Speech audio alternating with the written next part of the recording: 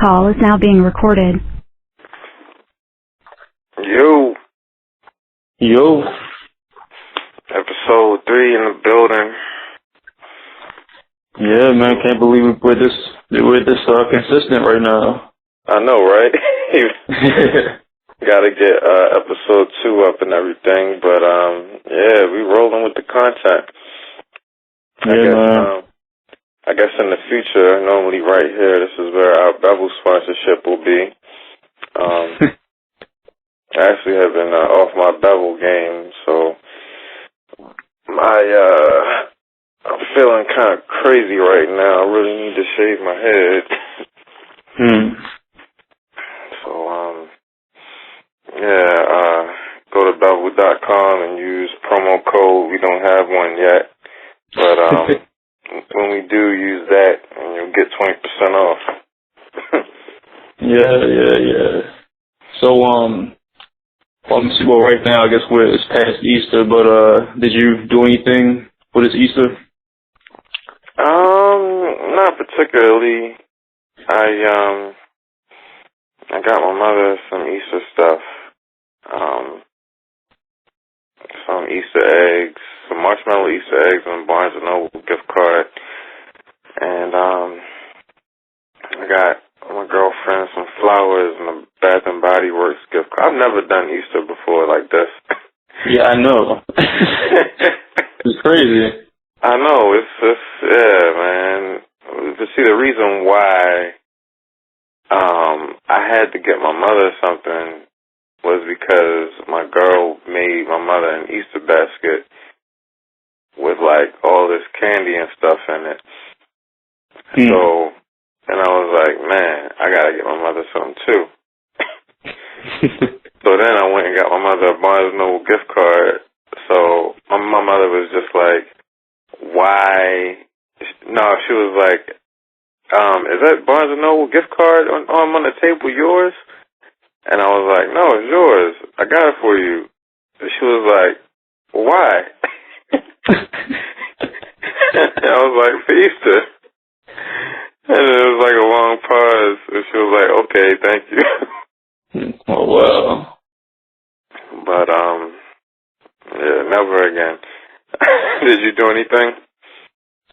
No, I was supposed to go to an Easter dinner, but I didn't for various reasons. The main one being that I was invited, and I was told at the same time that there wouldn't be any type of vegan or vegetarian options for me to choose from. So I figured that it wouldn't be a good look if I went, and so I spoke with someone who went there today, and he told me that the only thing they had that I could consume was wine, liquor, coffee, and salad. So probably wouldn't have been a good idea because I probably just would have stuck with liquor. Oh man, that's always a difficult thing. Like whenever you go, I hate when you go somewhere and the only thing to eat is a salad, and it's not even like a man salad. It's just like some of that just generic lettuce with some onions in it, and like one or two of those great potatoes. Yeah, that really will just set you off your game. Like, especially if you're at like a restaurant, like if you go to like I don't know if you've been to an IHOP in the past couple of years, or like an Applebee's, but it's like the only thing you can get is like a house salad, and people start asking you like these weird questions and looking at you like you're crazy, and it's just like, please leave me alone. I just want my salad and my water. Like, this is already bad enough. Yeah, man. Like, thinking about it now, because since I've been here, when I have been invited to someone else's house for whatever function it was, they always say, "Oh, we'll have salad for you, though," and And just thinking about, you know, like the conversation I had with the person who invited me to the Easter dinner because, you know, her parents were coming over and stuff like that, visiting from, I think Minnesota, but I'm pretty sure that's wrong. But anyway, it got me thinking that maybe a lot, like one of the main reasons why a lot of people who turn vegetarian or vegan, one of the main reasons why they possibly turn back to eating meat is because they probably only think that they can only eat salad and shit. And yeah. I can't blame them. I mean, that's very boring. Yeah, it is pretty boring. I don't know, like, since I've become vegan, I used to hate salads. I used to just really detest them, but I've stepped my salad making game up, and you know, I feel like I make what I like to call man salads.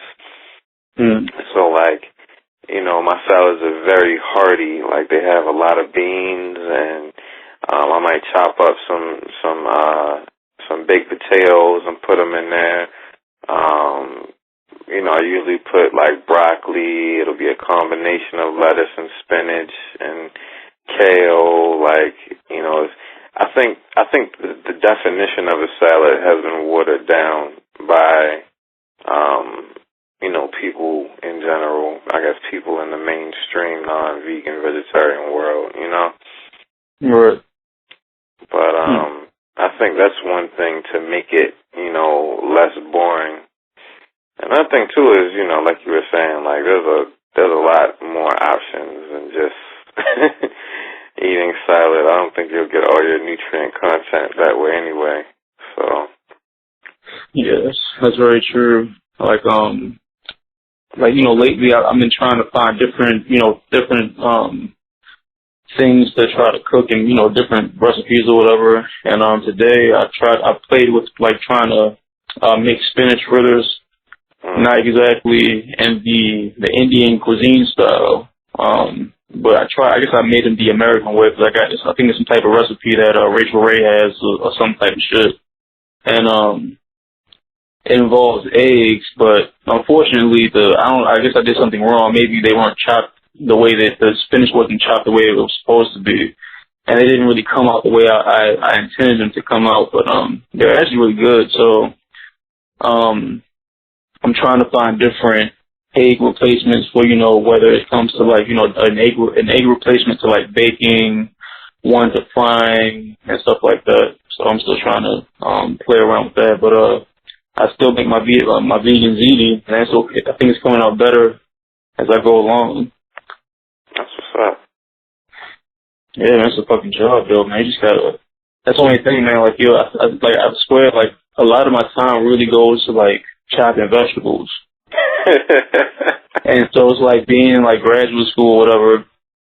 You know, a lot of people, they kind of like, you know, they shy away from actually cooking because they don't want to, you know, invest the time into cooking and doing whatever else they got to do because, you know, they got to read and write and shit. And so I realized that, you know, sometimes, you know, like a lot of us students will wake up just thinking about some shit we got to do, so to start reading or writing real quick, whatever like that, at 6 or 7 o'clock in the morning. And so what I usually do is that if I like pop up at night now, instead of doing some shit like that or doing whatever else I may do, I'll just start chopping vegetables to try to kill some more time, and it actually works. That's what's up. I guess it's kind of relaxing too, and kind of takes your mind off of things. Yeah, I mean, it does to a certain extent. Yeah, I mean, also it's like it's something about like the sound, like, you know, that the knife makes when it hits like the cutting board too. Like the sound, like that sound, and like the sound when like a piece of chalk hits a blackboard or something about it. It kind of relaxes me for some reason. I feel you on the blade hitting the cutting board, but the chalk on the blackboard makes me, I don't know, something about that I can't get with. But yeah, I guess recently, I don't know, I've been dealing mostly with frozen vegetables, and so what I'll do is I guess, you know, to get ready for my week, I'll get like a bunch of different varieties of vegetable mixes and just throw them in a pot. And recently I've been getting different seasonings, various like seasonings from like the international section of the market, usually like the Latino part. So I'll get like different seasonings, and I'll either I'll boil the vegetables, or I'll just kind of like defrost them, like run some hot water over them and defrost them so it's kind of raw. But recently I've been boiling them just to get like a difference of, number one, taste, and two, how my body is, I guess, digesting them and getting the nutrients out of them. So I'll get like a big pot of vegetables and I'll throw some beans in there, for the fiber and all of that. And so that's kind of like and then what I'll do is I'll get some vegetarian, pasta, the Barilla kind. And, yeah, and then I'll like put the vegetables over top of that, and the beans over top of that, and that'll like be my pot of food for the week. And, I guess the seasonings in it, makes it taste good. I guess it doesn't really look too appealing a lot of times, but it gets the job done, and it helps me save money and keeps me full, so. Yeah, I think, I know, personally, a lot of people, they always look at me because I tend to eat, although I'm trying to break out of it, I tend to eat like the same shit over and over again. And I think it just goes into that, I guess, the saying that, you eat to live and not live to eat. Yeah. Yeah, so, I think, the previous episode, I mentioned something about liquid aminos. We had like a small conversation about it, and I finally finished my bottle of soy sauce off, and I started using that on some rice I had earlier, yesterday or whatever. And it's cool, but maybe it's just me. It just has a certain richness that is lacking compared to the soy sauce. It is, I guess, it's a little intense, if that makes any sense. But, hello? Yeah. Yeah, but, I don't know, I like it. I just, try not to use too much of it, I guess. But, actually the other day I made some beans and rice and I put that on there, and, it just changed the whole nature of the dish. So, I guess it's all in, how you use it or what you put it on. What'd you put it on again? Brown rice. So, I liked it a lot. Or I'll get like an Asian vegetable mix from the market, like the frozen vegetables with the water chestnuts and the pea pods and all of that, and throw that on. It's like some rice, and then put the liquid aminos on there. To me, it makes it pop, and it tastes like, like you're making something straight out of the Chinese food spot. It's way more expensive than compared to, I guess, like a regular bottle of soy sauce. I'm assuming that you get the the Mr. Bragg's or Dr. Bragg's. Yeah. I get the Dr. Bragg's. Yeah, because I picked up a bottle of their apple cider vinegar too with the mother in it a while ago. Yeah. Yeah, so that's pretty good actually. Yeah, I use that a lot. Of course, both my girlfriend and my mother can't stand the smell.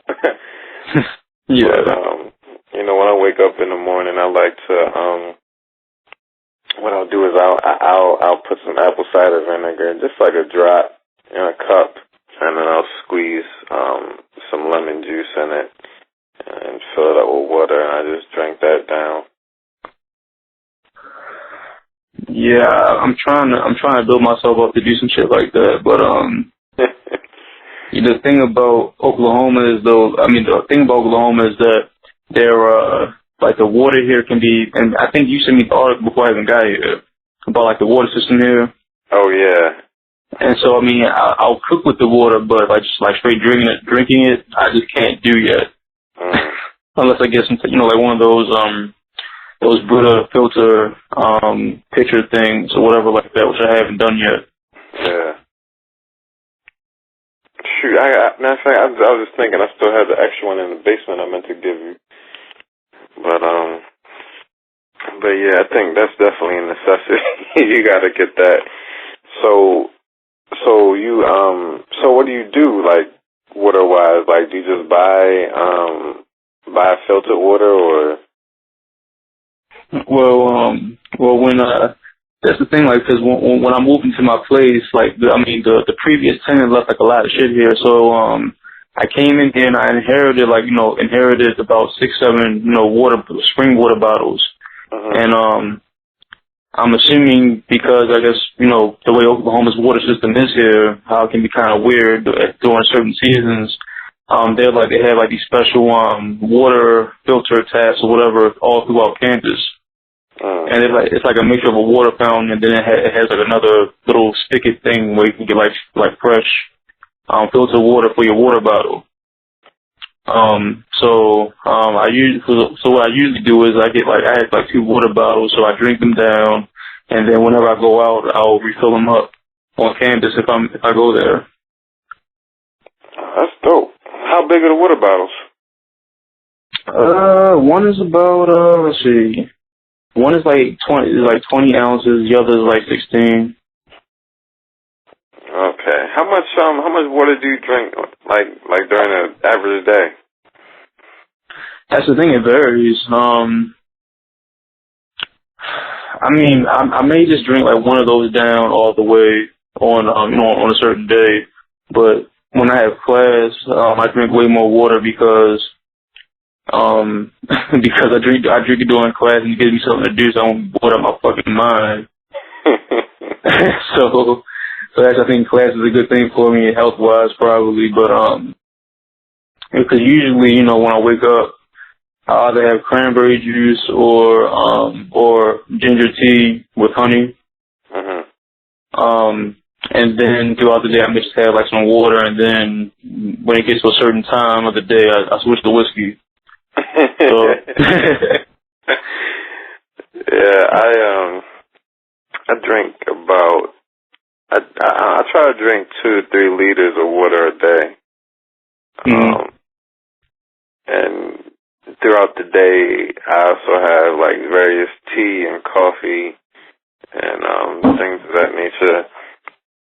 And then I guess recently I've been on my wine game, even though I did have some Jack Daniels shorties the other day. So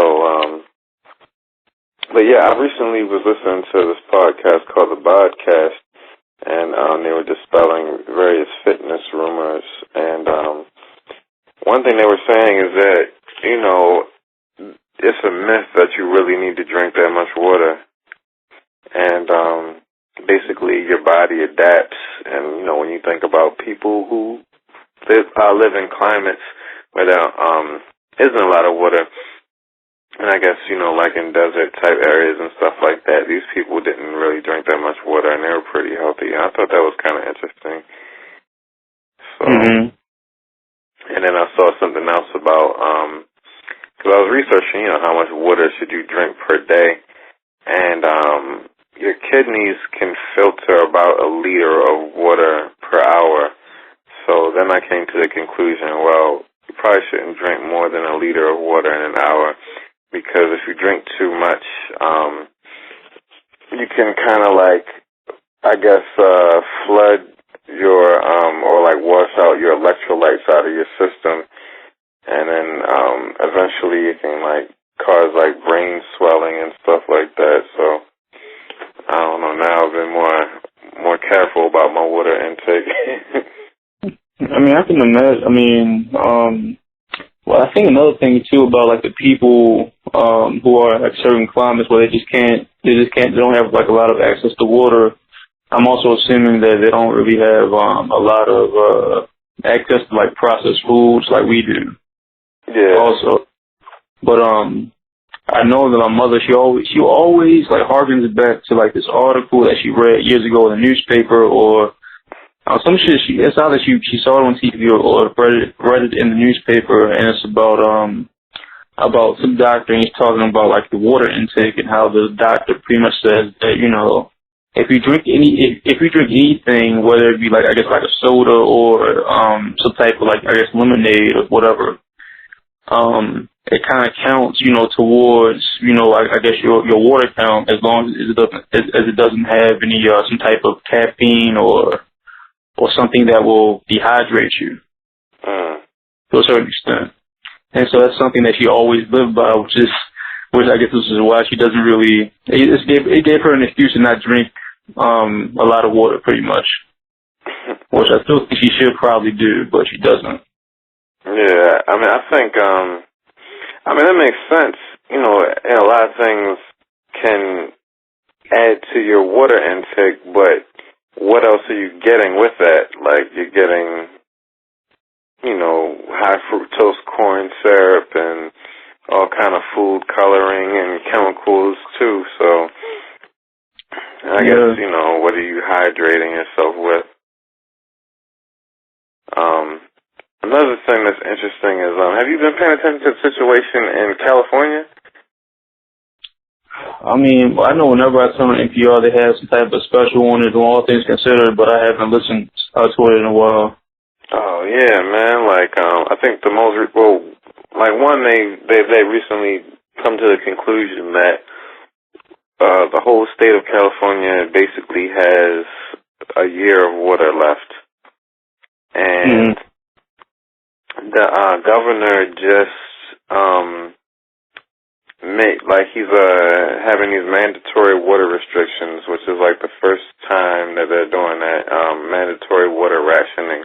And it's basically to get the water usage down 25% statewide. I forget the time frame, but I guess in a year or so. And so different parts of California are going to have to, depending on the population and the water and the current water usage, they have to get their water usage down. In different parts, by different percentages. And so, I was listening to NPR and they were talking about how, they're probably going to have to re-landscape and re-engineer California to be more like a Mediterranean type of place, where they don't get a lot of rain. So, no more lawns, no more sprinklers and that type of deal. And I thought that was kind of interesting because, it's, I look at that as a predictor of what can happen, nationwide. And because of that, I'm like, all right, well, I guess I won't ever move to Cali because they're about to not have water. But, what if huge drought hits the East Coast or hits nationwide? It's like, what are we going to do? Yeah. I went to a party, was Saturday afternoon, and I had to talk with someone about I think about sprinklers here or whatever like that.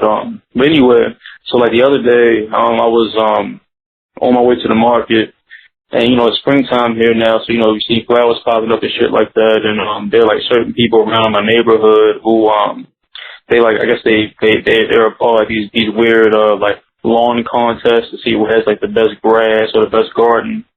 And, sometimes they'll have like the sprinklers on, but the sprinklers are barely hitting the grass and it's just hitting the concrete, and then you gotta walk past it and you're gonna get sprayed with a bunch of water and shit. And it just kind of kills me whenever I see it, because I can only imagine like how much water is being wasted, I guess, for the hour and some change that the sprinkler is on for. Yeah, that's crazy. And it's like, first off, that I didn't know stuff like that existed. I thought that it was just on TV. The lawn contest. Oh no, I mean, yeah, there's some people here. They have like, something like, a little stick or whatever like that in their grass or whatever, saying, voted number 2 best lawn in the city or something like that. Wow. Only in America. just grass, like no vegetables, no nothing you can eat from, just grass. I mean, with the one that I've seen, it was only grass. I'm sure they had some weird gardens around here too that I've never seen before.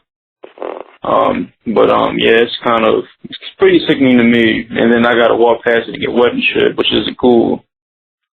But then also, from what I'm understanding, is that Oklahoma doesn't have like the best water system either. Like we need water too. Oh man.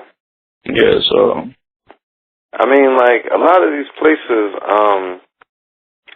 I think I was listening to NPR about, I think it was Nevada, is it Las Vegas or Los Angeles or something like that, about how they got the water there and how they basically like stole the water from this other place, and they set up this whole system so that an area that was pretty much uninhabitable could now be habitable. And so it's like, I guess re-engineering nature to be able to live somewhere, it's going to catch up with you eventually, especially, living so wastefully when it comes to vital resources like water. And I don't know, it's just like things are definitely going to change. They have to change. And, whenever whenever people talk about water, I always think about that Mos Def song, New World Water. Yeah. And that song, man, it just used to creep me out. Like, he has that one part about, I guess they were feeding the oceans and the rivers dead niggas and stuff like that. Mm-hmm. Like, it's just like the karmic energy, or the karma of the society when it comes to water is going to come back on us, I feel like. So, I don't know, not to be all depressing and stuff. I mean, like here, I guess like history-wise, like environmental history has become like this really big thing right now, or has been for some years, and a lot of the works that are coming out of like this field of history, a lot of it has to do with like these built environments, and how they were made and the effects that they do have on the environment. So I know I had to read this book called like The Making of Rocky Mountain National Park, and essentially like pretty much everything that Rocky Mountain is, that shit was all made, and because of that, there's like a lot of issues with it when it comes to how it was made. So like over the years, they've constantly they've had like to deal with these weird issues when it comes to like even sewage, like how they would get like sewage out and stuff like that, and they had these crazy ways to get it out. And if I recall properly, but no one quote me on this, I believe they had to use like airplanes to get like shit out or whatever like that when people were using like the facilities and shit like that. I'm dealing with different animals, the animals who were still in the area that they created and stuff like that, and how they were probably destroying the scenery for the many tourists that would come through the area, just driving through and shit like that. Very depressing. Yeah, because it sounds like what they try to do is recreate something natural that wasn't there in the first place, so it's not really natural. Yeah. I don't know. I think when you have situations like that, it's kind of like a Frankenstein effect. Like, because you can't predict how, what you're doing is affecting just the general ecosystem, and how you're going to have to, take airplanes to get feces out of the area. I mean, yeah, and I know, like, the author of the book, like, one of the things that he was, like, an idea that he brought forth, which I'm not entirely sure if he kind of took it from anyone else, but the idea pretty much like telling like the person who comes there, like, what beauty is. So pretty much like selling this form of beauty to the millions of tourists who come there, every year just to see what the meaning of beauty. And so the guy was pretty much saying, like, the making of these national parks and these other created environments is really just, if you think about it, just based on what other people think of as, what is beautiful.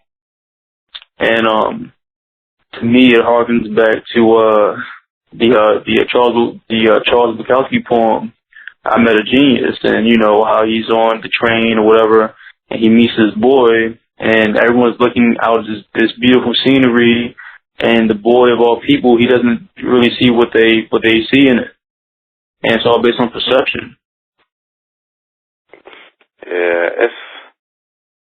that's very interesting. I know when you were talking about these the manufactured beauty and trying to sell that image, it just made me think of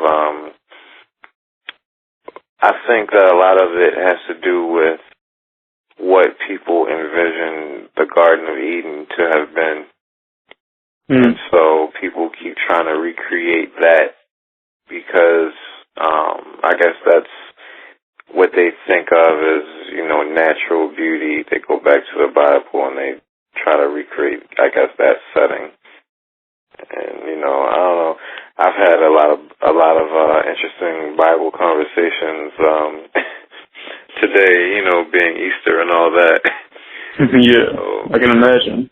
Yeah, so that's been, kind of like in the forefront of my mind. So I don't know. That's just something that just popped into my head, because it always seems like that's people's baseline all the time. It was like Bible. So, and their visions of what are, of Bible situations.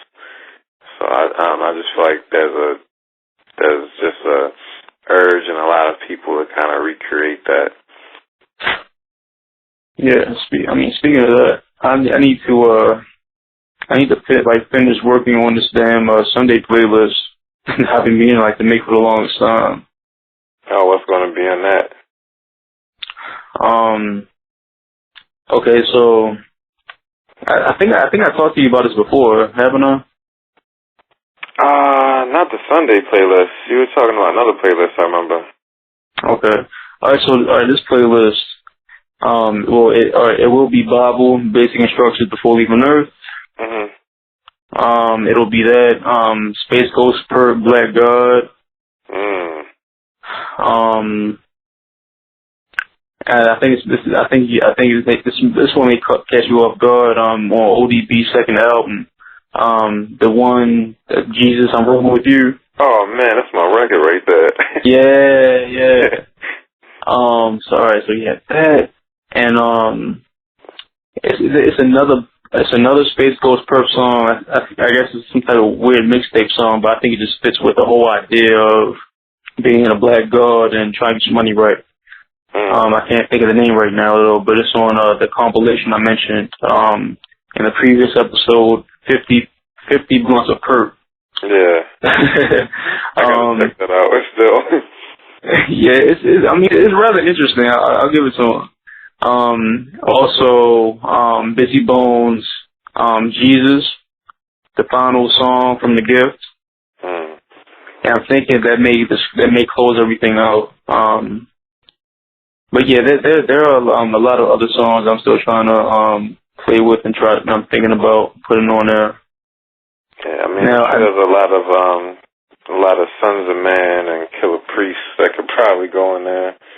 Well, see, that's the thing. And the thing is, I'm trying to figure out if I should go like super, because I mean, I think if I go super underground with it, I mean, I think I could just find a whole bunch of shit. But I want to have it like pretty balanced. But at the same time, I don't want to put Jesus Walks in there because I think that would be just too obvious. Yeah, that's true. Another good one is you remember DMX, Lord Give Me a Sign? Vaguely, that was on his first album, right? Nah. That it was on one of his later albums, but I guess I know what you're thinking about from his first album. One of the last tracks, I guess the one after the prayer, I forget what it was called. I'm Ready to Meet Him, that's what it was. Okay. But yeah. Oh my goodness, I forgot all about DMX. He was great with those. Speaking of that, I just pulled up smoking section, and I see a story about DMX. Of course. It says DMX and his crew reportedly robbed a guy on Easter Sunday. Oh man.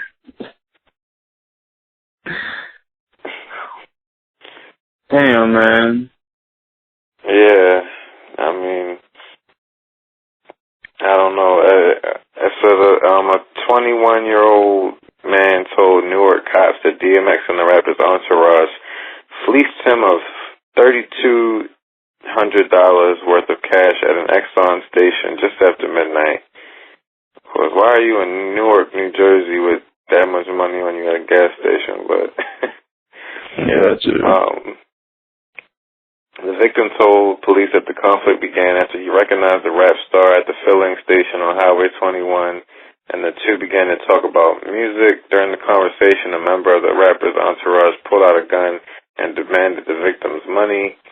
After the man pulled a huge wad of cash out of his pocket, DMX allegedly grabbed the money and fled in a fleet of floor-black Cadillac Escalades, the man told police. So essentially, just them flying off in 4 black Escalades kind of means that they didn't need the money.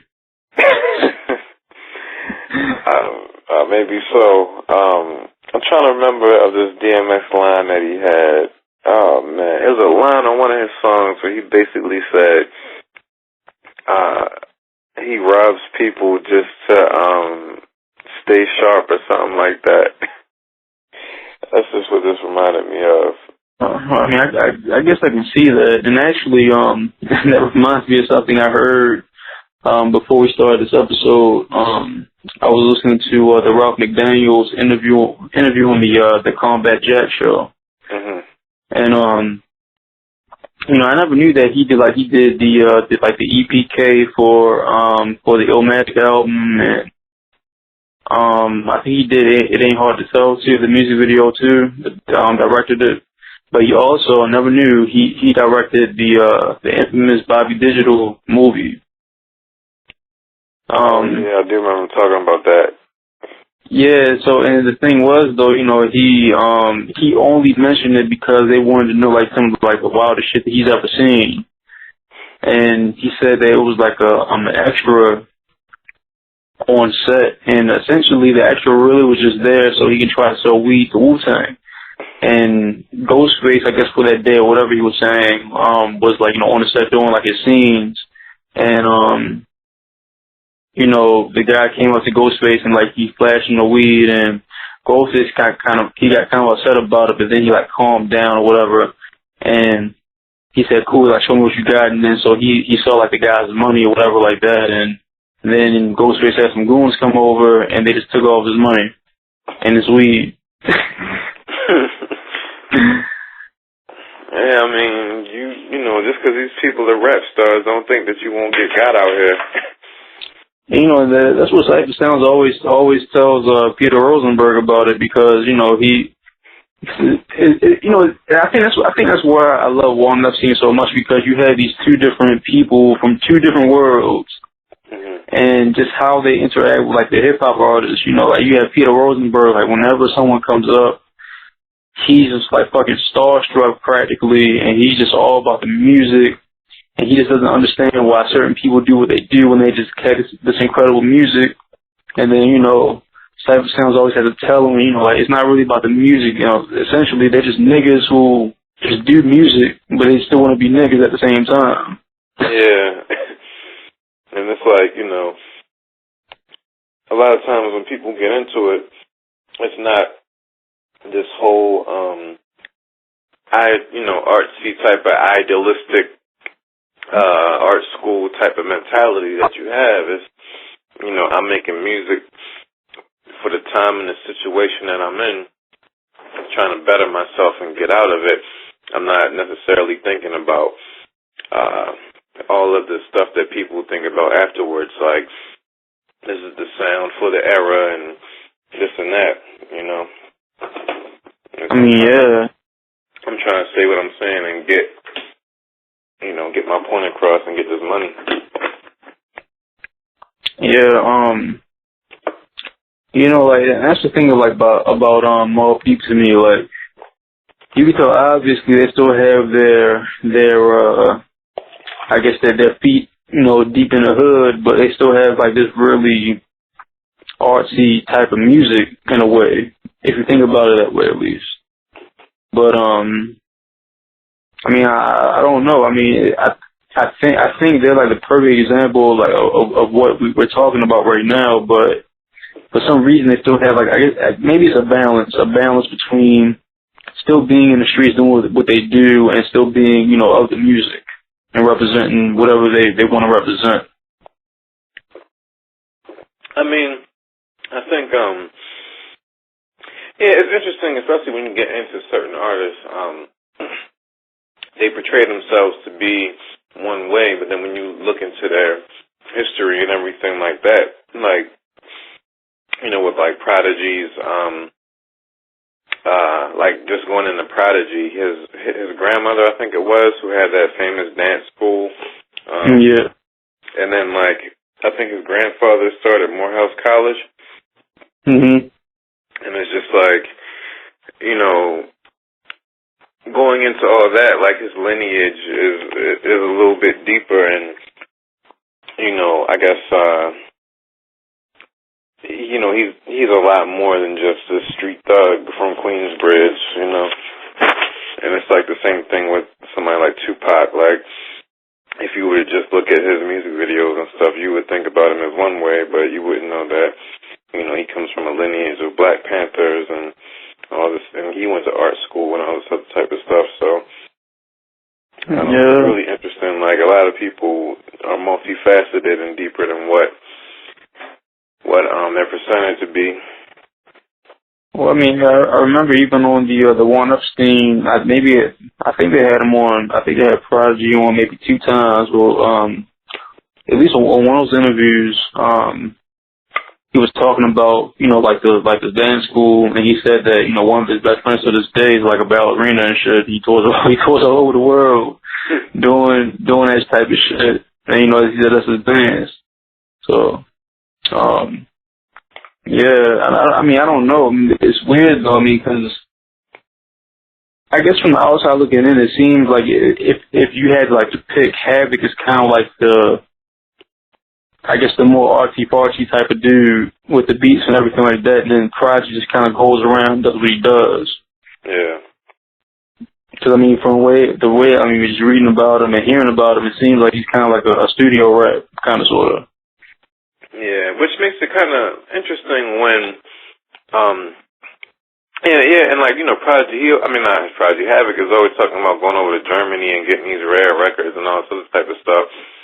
And it's just an interesting difference, like, when he's talking about that versus, like, remember when Mobb Deep split up and when he was going off on Prodigy and, you know, he got his goons with him and they were talking about, you know, stuff Prodigy did in jail and all sorts of type of stuff, and it's just like, man, like, whatever happened to the artsy-fartsy part? Yeah. But that's true. I guess that's that balance of a human being. I mean, yeah. And you know, like at the same party the other day, I was talking to somebody and about this is about like certain things like for like Nas, for example. I'm talking about him and how if you think about it, just using him as an example of how like a lot of hip hop artists we know, they may talk certain things, but in reality, they've been rich for like 20, 30 years, and so you probably think they're kind of, detached from certain realities. That's interesting because Fabulous, I don't know if you've been checking him out recently, but he's been dropping like freestyles over classic beats, and I think it was his Wu-Tang. I think he did Wu-Tang Clan, Nothing to Fuck With. I think that was the one when he said, he said something like, I've been up longer than I've been down, or, I've been rich longer than I haven't been. And it's like, damn, he really has. Like, yeah, man. A lot of these guys have been rich for most of their lives. Yeah. It's kind of crazy to think that, huh? like Jay-Z, or like a N.O.R.E or a Mobb Deep. Like these guys have had a lot of money for a long time. I mean, like even Noriega, although he's one of those people that I don't know if he's rich or not. I mean, but like based on like certain interviews I've heard of him, he got like that reggaeton shit. Apparently, he got like a lot of money off of for the time being. Oh yeah. And this nigga was getting like $100,000 advance checks off the strength of an album and never really did anything. So I wonder what he ever did with his money.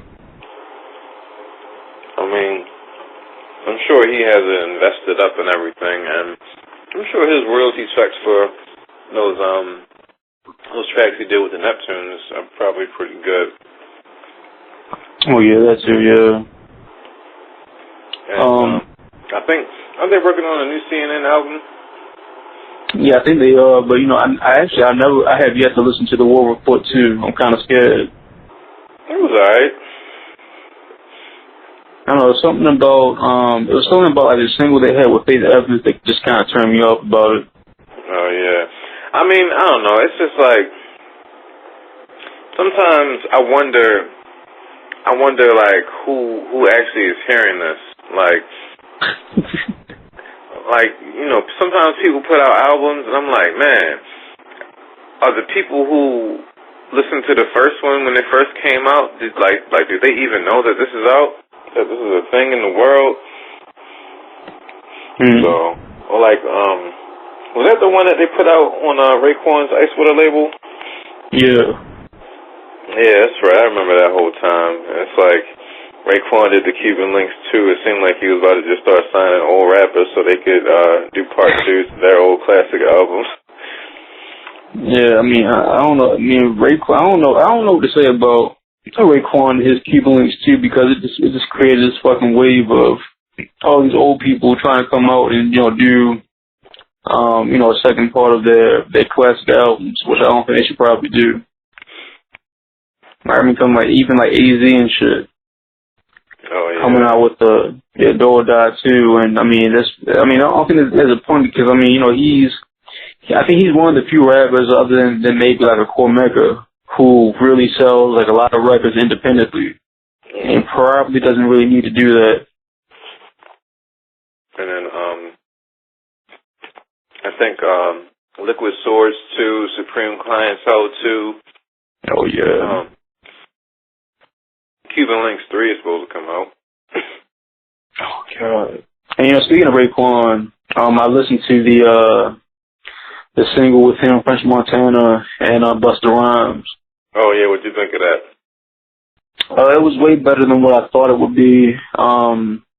But I think like Montana just singing on a hook like that, it just made it kind of just un-Raekwon like something that he wouldn't do.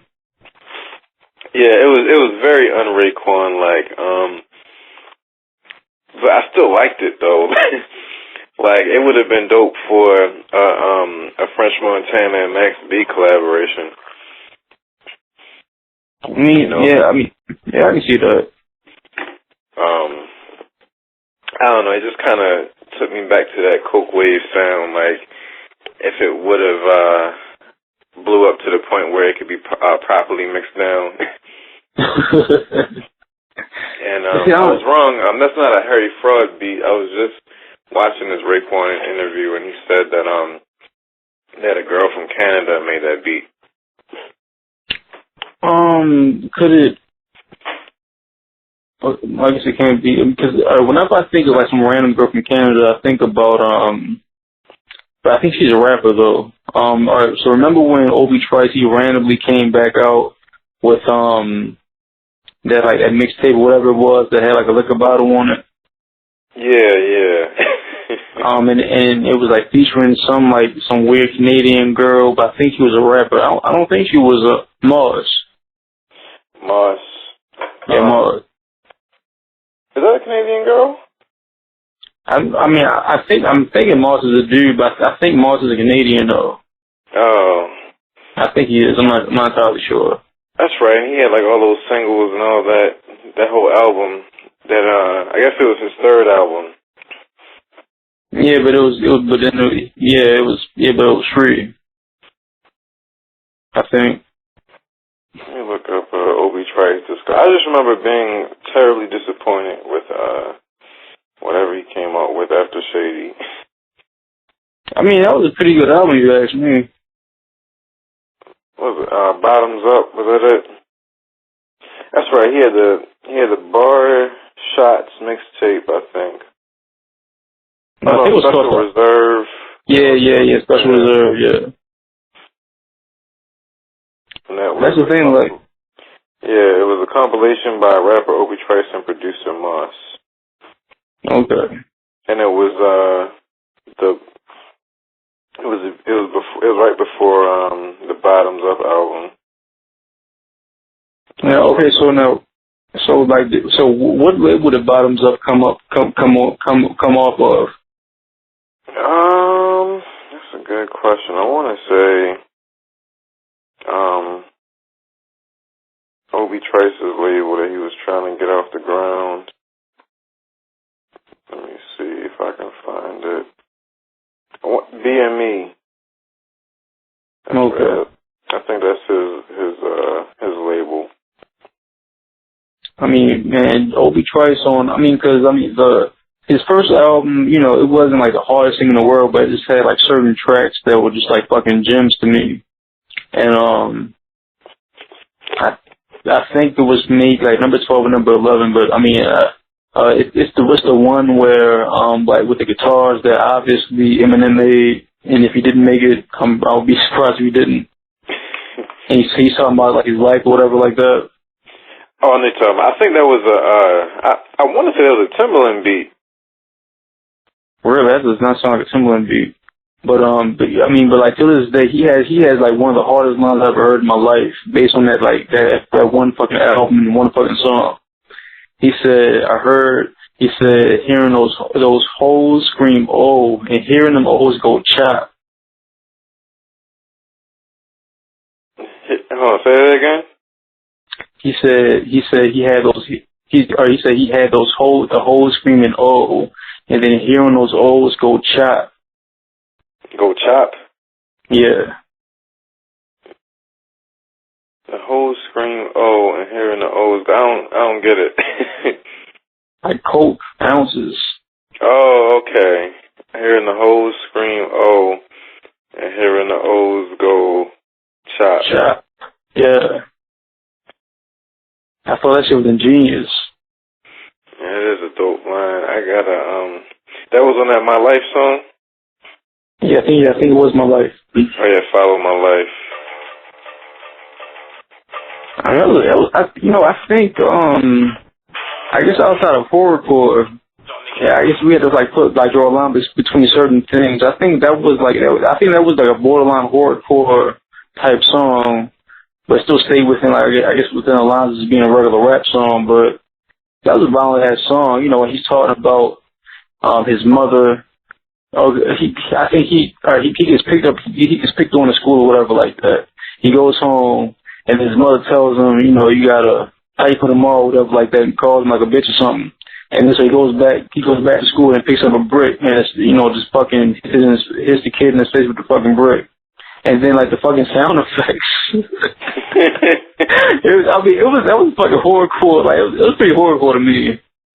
I gotta go back and listen to this album again. I remember playing the mess out of it, but it's interesting because when I think of horrorcore, I don't think of actual real life stories. I mean, so it's like, you know, if your actual life can fit into a horrorcore rap song, then you know you probably should go see a therapist or something. I mean, I think a lot of these niggas need to see a therapist. I mean, I think Big L probably could have, you know, been better if he saw a therapist. Because I mean, the thing is, when I hear certain horrorcore things, I'm pretty sure that some of this shit is kind of real. Maybe 50% of it. Yeah. I mean, because and the thing is, I mean, even if it's not through them, if they did it, it's always, you know, some shit in the news. So, you know, when Big L said, you know, I jumped out the link and left his thinking, put his brains in the street so you can see what he was just thinking. Yeah, so I mean, I can see that. I mean, 'cause that's what niggas do anyway. That's true. This is one line that's always stuck out to me. I think it was on that Grad song. What was it? It was on the Oracle. I haven't heard that album in years. Yeah, he was talking about his father, and he said something about how, like, he saw his father's brains, damages done, and it said something about how he saw his father's brains fly out the back of his head or something like that. And I remember, you know, first hearing, I was like, man, this guy must be crazy. I think, you know, you've told me certain stories about him anyway. Yeah, so,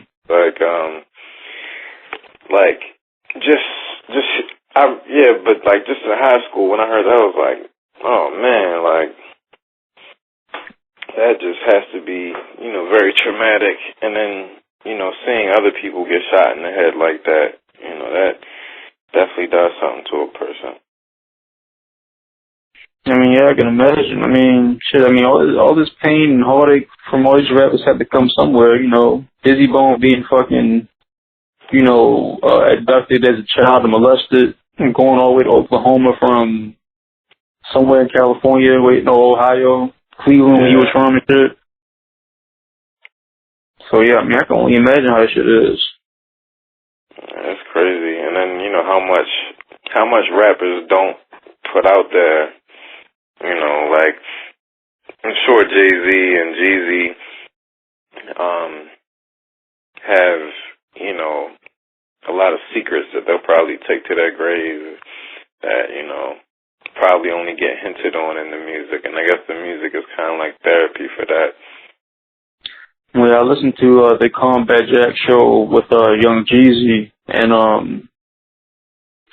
he said, like, one of, like, the main things that, like, you know, that made him and Jay click was because they had, like, some type of, a connection with certain people in Miami. But he wouldn't say the names, though. Oh, yeah.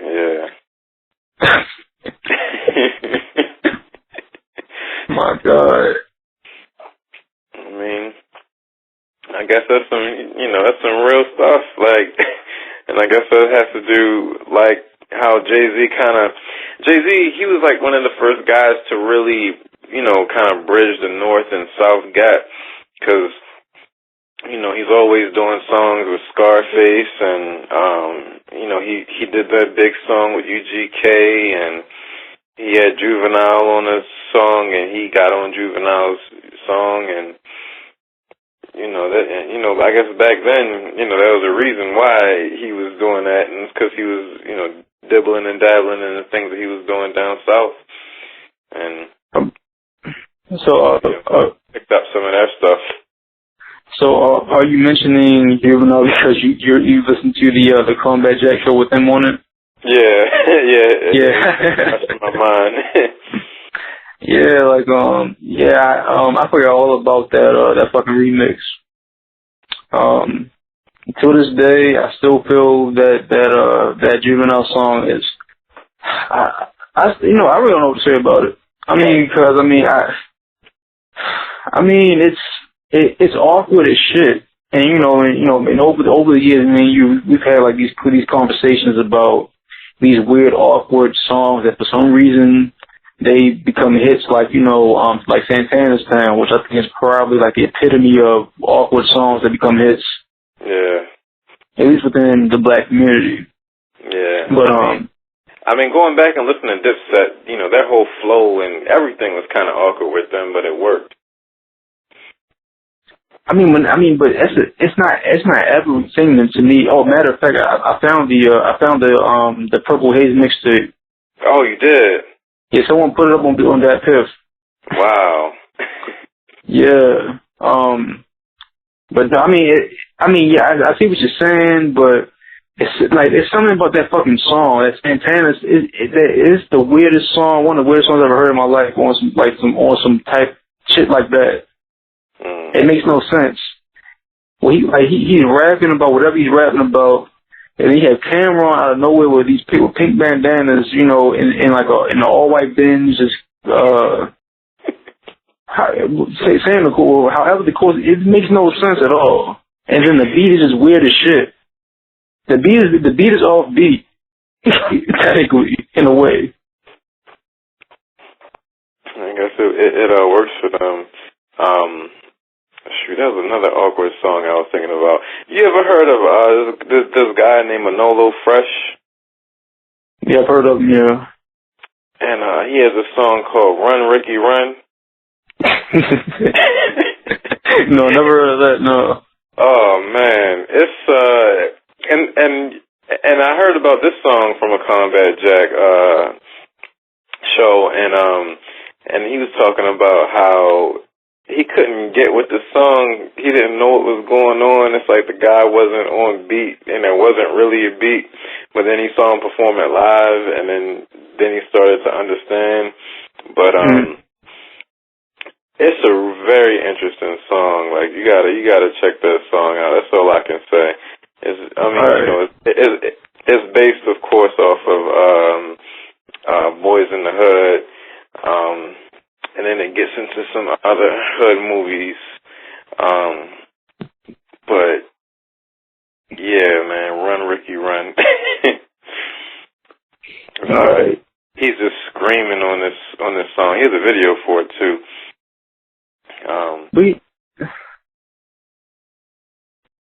Like when it comes to and then, I think this is like, it's still like a stigma, we sit up here, we talk about, these awkward, weird rap songs.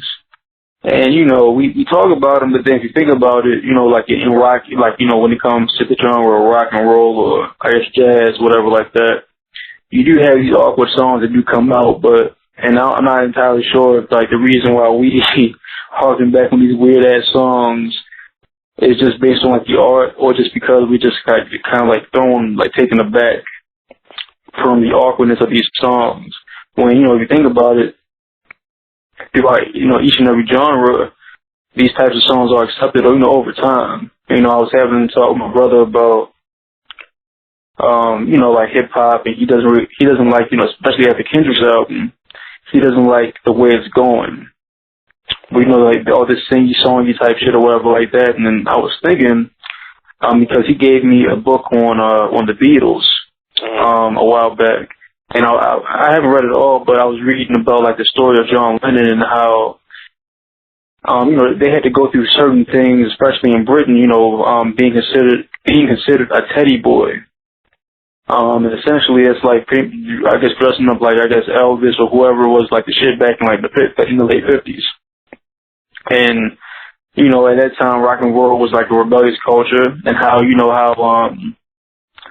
guess, like a lot of hip hop people, they had to sit around for hours on end, like to get a little bit like of hip hop for maybe like 2 or 3 hours, and they made sure they clipped all the shit. It was the same thing with John Lennon and all of them. They had like to set their antennas a certain type of way to make sure they could get it, but like it was still really fucked up. But anything they could do, like 3 in the morning, like to try to get some rock and roll, they would do. And then eventually you see rock and roll becoming this big thing, and then it dies down slowly, and now you have these articles about is rock and roll dead, or is rock and roll this, is rock and roll that. But rock and roll essentially is, it kind of it fused into other different things, with Radiohead doing what they did with it, and other artists. And right now I see hip hop doing the same thing, because I mean it's kind of reached that pinnacle, that peak. And kind of think about it, I guess it kind of like died down after 50 Cent's massive takeover. It was Eminem that 50 Cent just kind of killed everything, and it's all downhill, kind of, sort of. Yeah, I mean, it's definitely to that point now where it's becoming more of a niche type of thing, which is kind of weird too, because it's like the things that are big aren't necessarily the things that are selling or that are broadcasted, or like, for instance, how we always talk about the things that are kind of like big to us, like, the Kendrick Lamar album and the J. Cole album and stuff like that. Mm-hmm. But, a lot of people still don't know who these people are. That's true. And J. Cole just went platinum. He did? Yeah.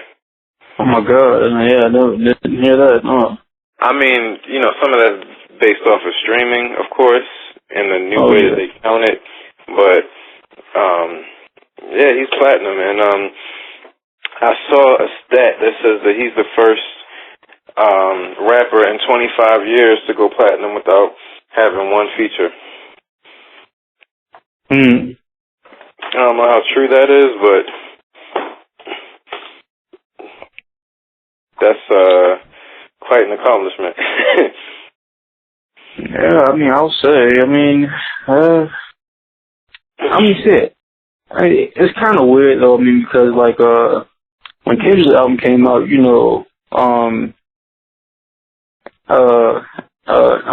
Anthony, he hit me maybe like 2 days after it came out and asked me if I listened to it.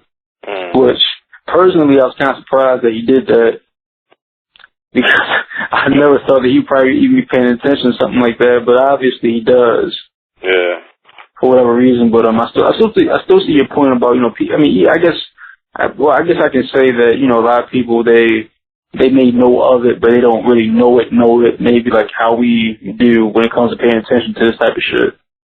Yeah, I mean, I don't know, my girl, she was like, the other day, she was like, oh yeah, that guy that you like, that Kendrick guy that you like. Oh, damn.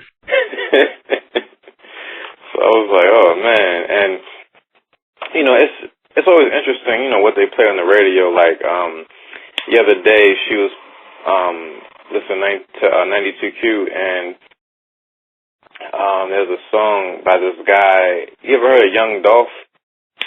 Yeah.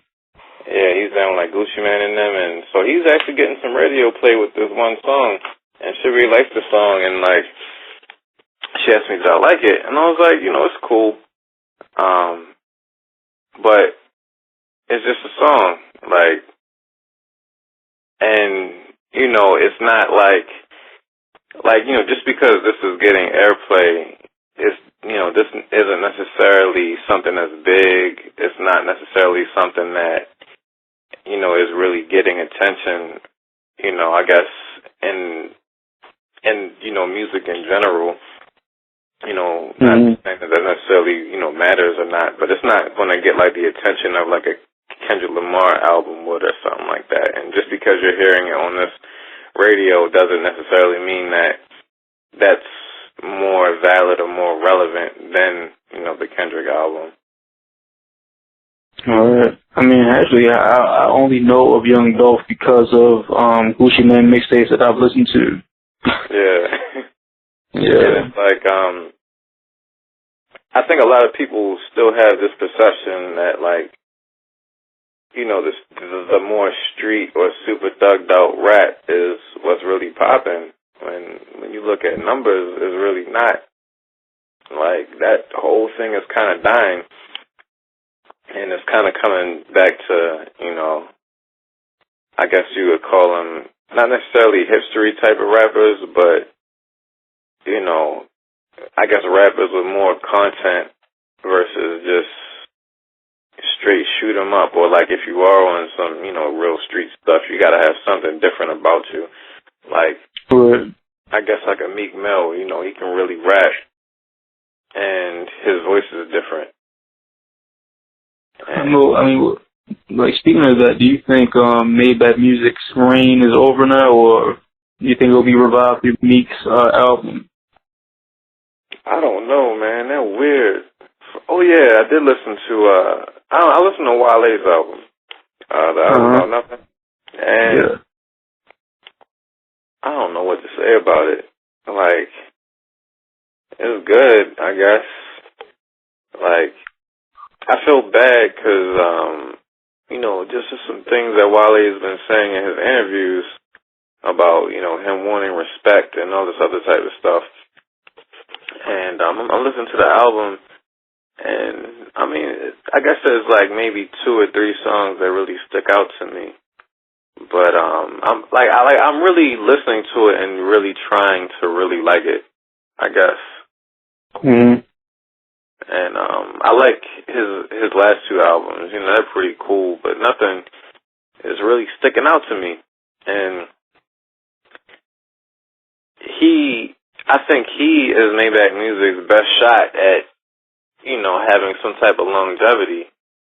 And I don't know if they're going to get that with this. I mean, you know, I can see that because I listened to the Combat Jack Rick Ross episode like last week or earlier this week or whatever, and you know, he was going into like, you know, Staley and Meek Mill and Wale, of course, and it seemed like Rick Ross, to a certain extent, the way he was talking about the artist, he put like a lot of stock in Meek Mill, which I think is probably not the best thing for him to do. But also when it comes to like Maybach Music, I think personally he kind of hurt his brand by coming out with 2 albums in 1 year. Yeah. You know, I mean, like the type of client, you know, we're not in the climate when DMX came out with the Great Depression and that other album that did, you know, they both get platinum and shit like that, or even like Nelly's Sweatsuit album. Yeah. You just can't do that shit anymore. But you know, he was talking about Wale, and I was like, just you know, going back to when I first listened to, you know, the last album he did, and pretty much you know, remembering we were outside, like, we were going to like the 7-Eleven, like to get something to smoke or whatever, and you put on It's My Ambition, Nigga. Oh yeah. And I vividly remember saying, yo, who the fuck is this? And you said it's Wale. I just couldn't believe you.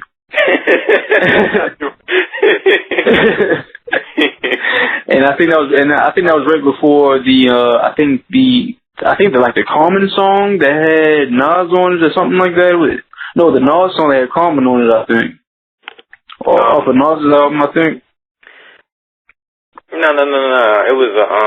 It was a Common song with Nas on it that was on that album that Common did with N.O.R.E. Ghetto Dreams. Okay. Yeah. But yeah, so, you know, I was thinking about that, and then, you know, I eventually, although I think you mentioned it to me, but I listened to Lotus Flower Bomb through 92Q. My mother was listening to it, and essentially, I think that's like the, you know, I guess one of the best examples of what Wale can do, even on a commercial level, is that song. I mean, because even if you think about, I guess like his, Nike boots and, like, you know, other singles that he has had before he became, before Attention Deficit. Because I always felt like even the first single that came off Attention Deficit, which was supposedly really big, it really didn't feel like Wale, but I think Lotus Flower Bomb really captured the person that he really wants to be. And, you know, even like the shit with his last album, the shit with him, Nicki Minaj, and whoever else, I mean, I just can't say that type of shit seriously when it comes to him. Yeah, I mean, he's one of those guys where if you really want to get like the dope stuff from him, you got to go to his earlier mixtapes. And of course, when he mixes that go-go type of sound with it, it's always dope.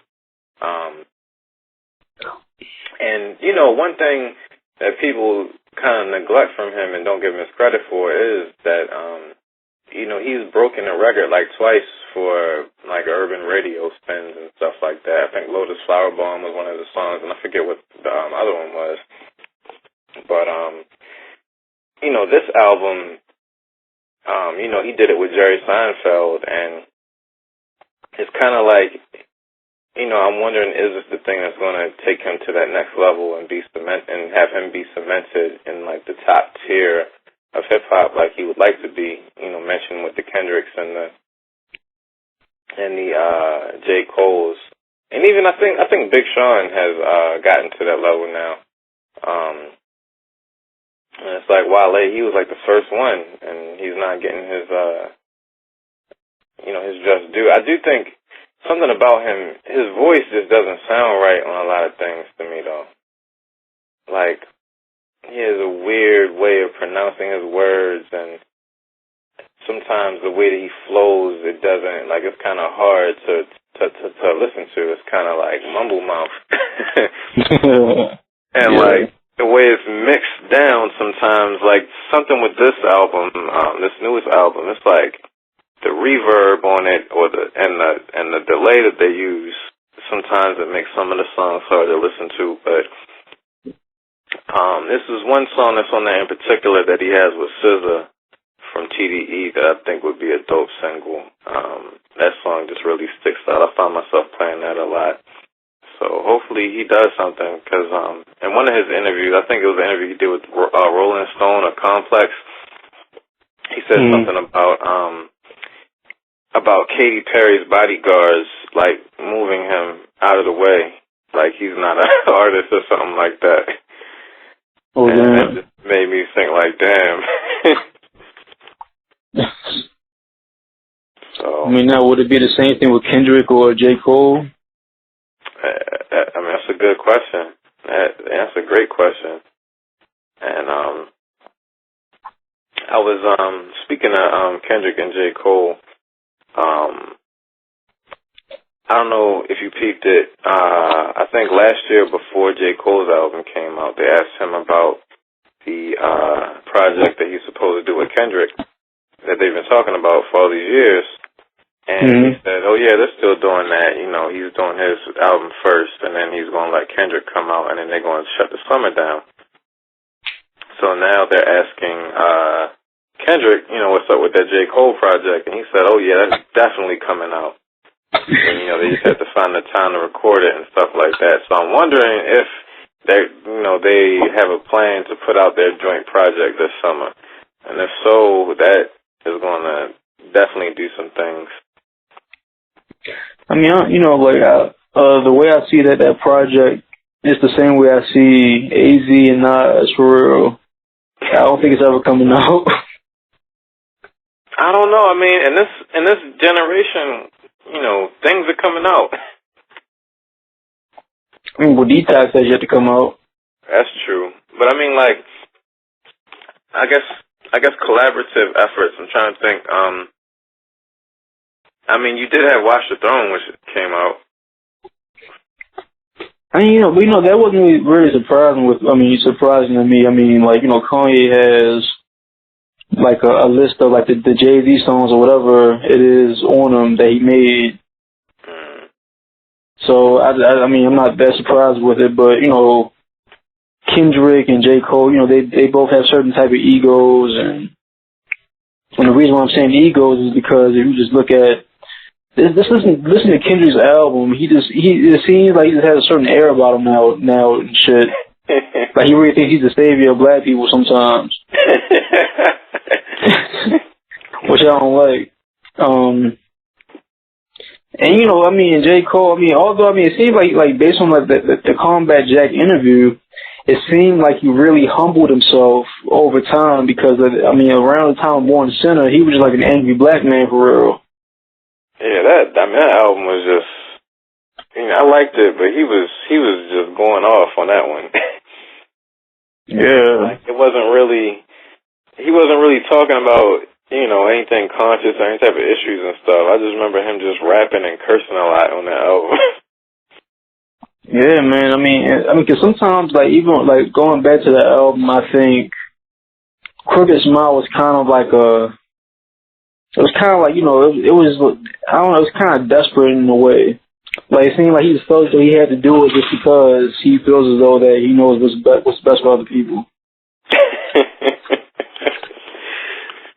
Yeah, I didn't really think about it like that, but yeah, it is interesting. And it's interesting too, like,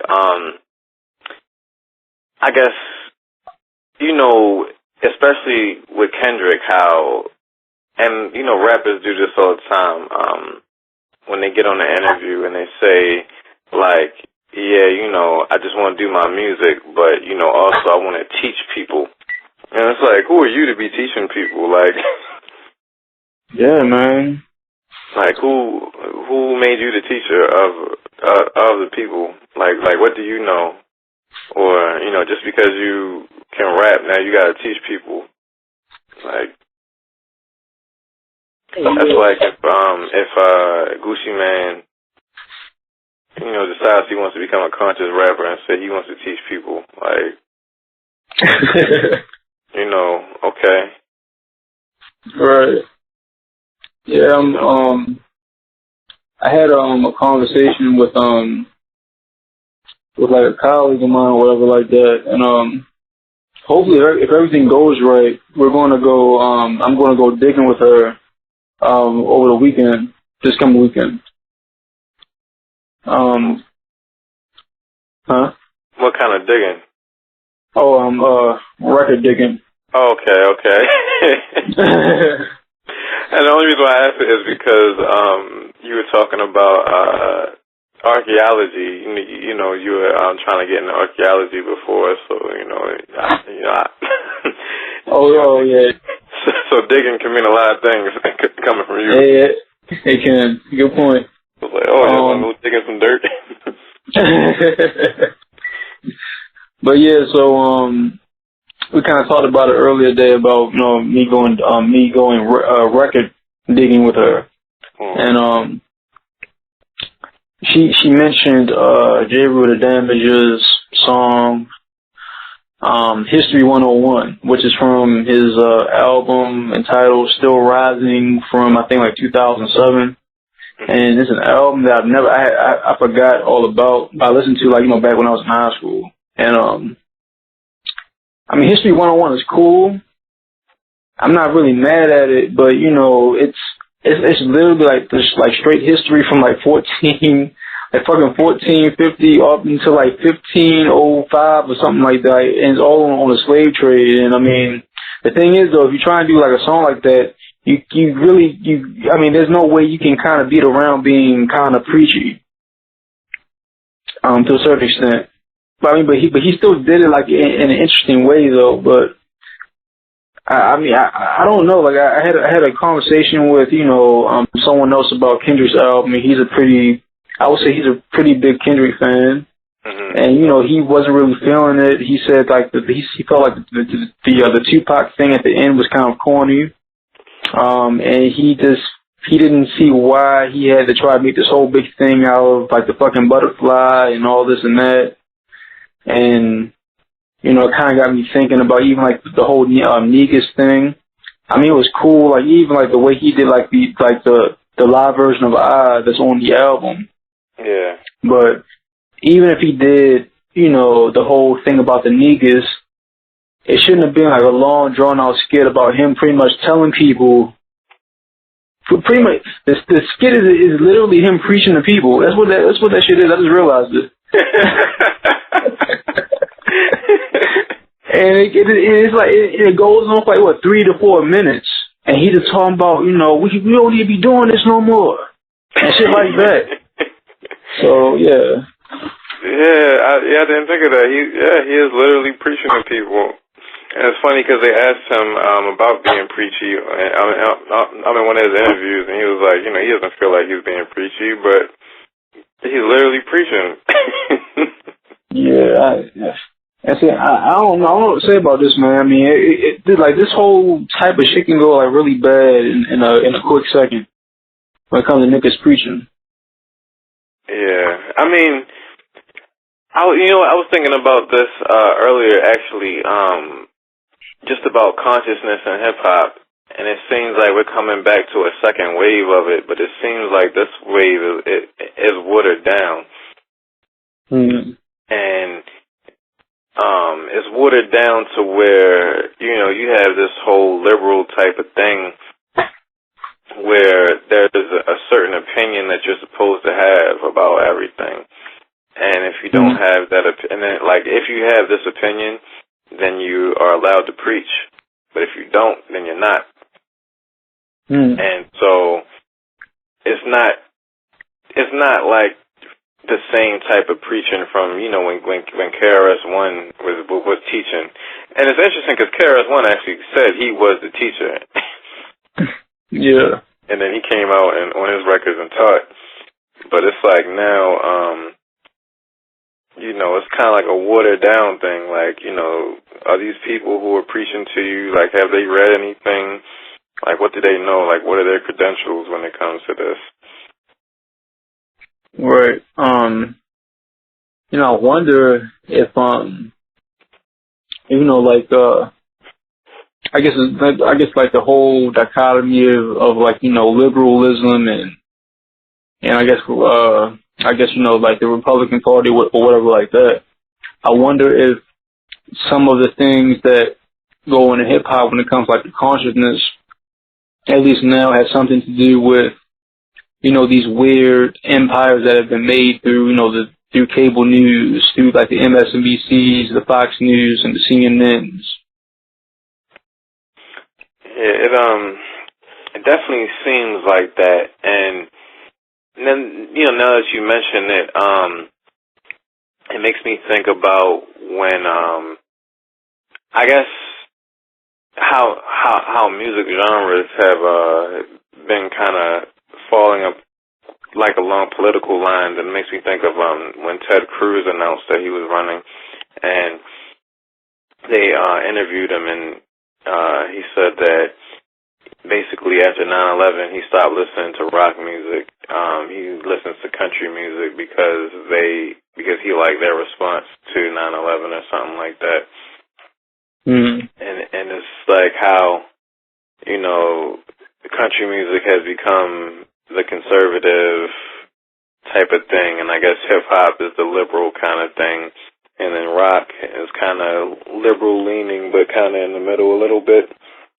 And it's kind of like that's what it's going to be, and you can't come out as a Republican leaning rapper, and you can't really be like a liberal country music guy. Even though on the records, if you listen to country music now, they're talking about the same type of stuff that they talk about in hip hop, at least on the radio records, and country music even has 808s in it now.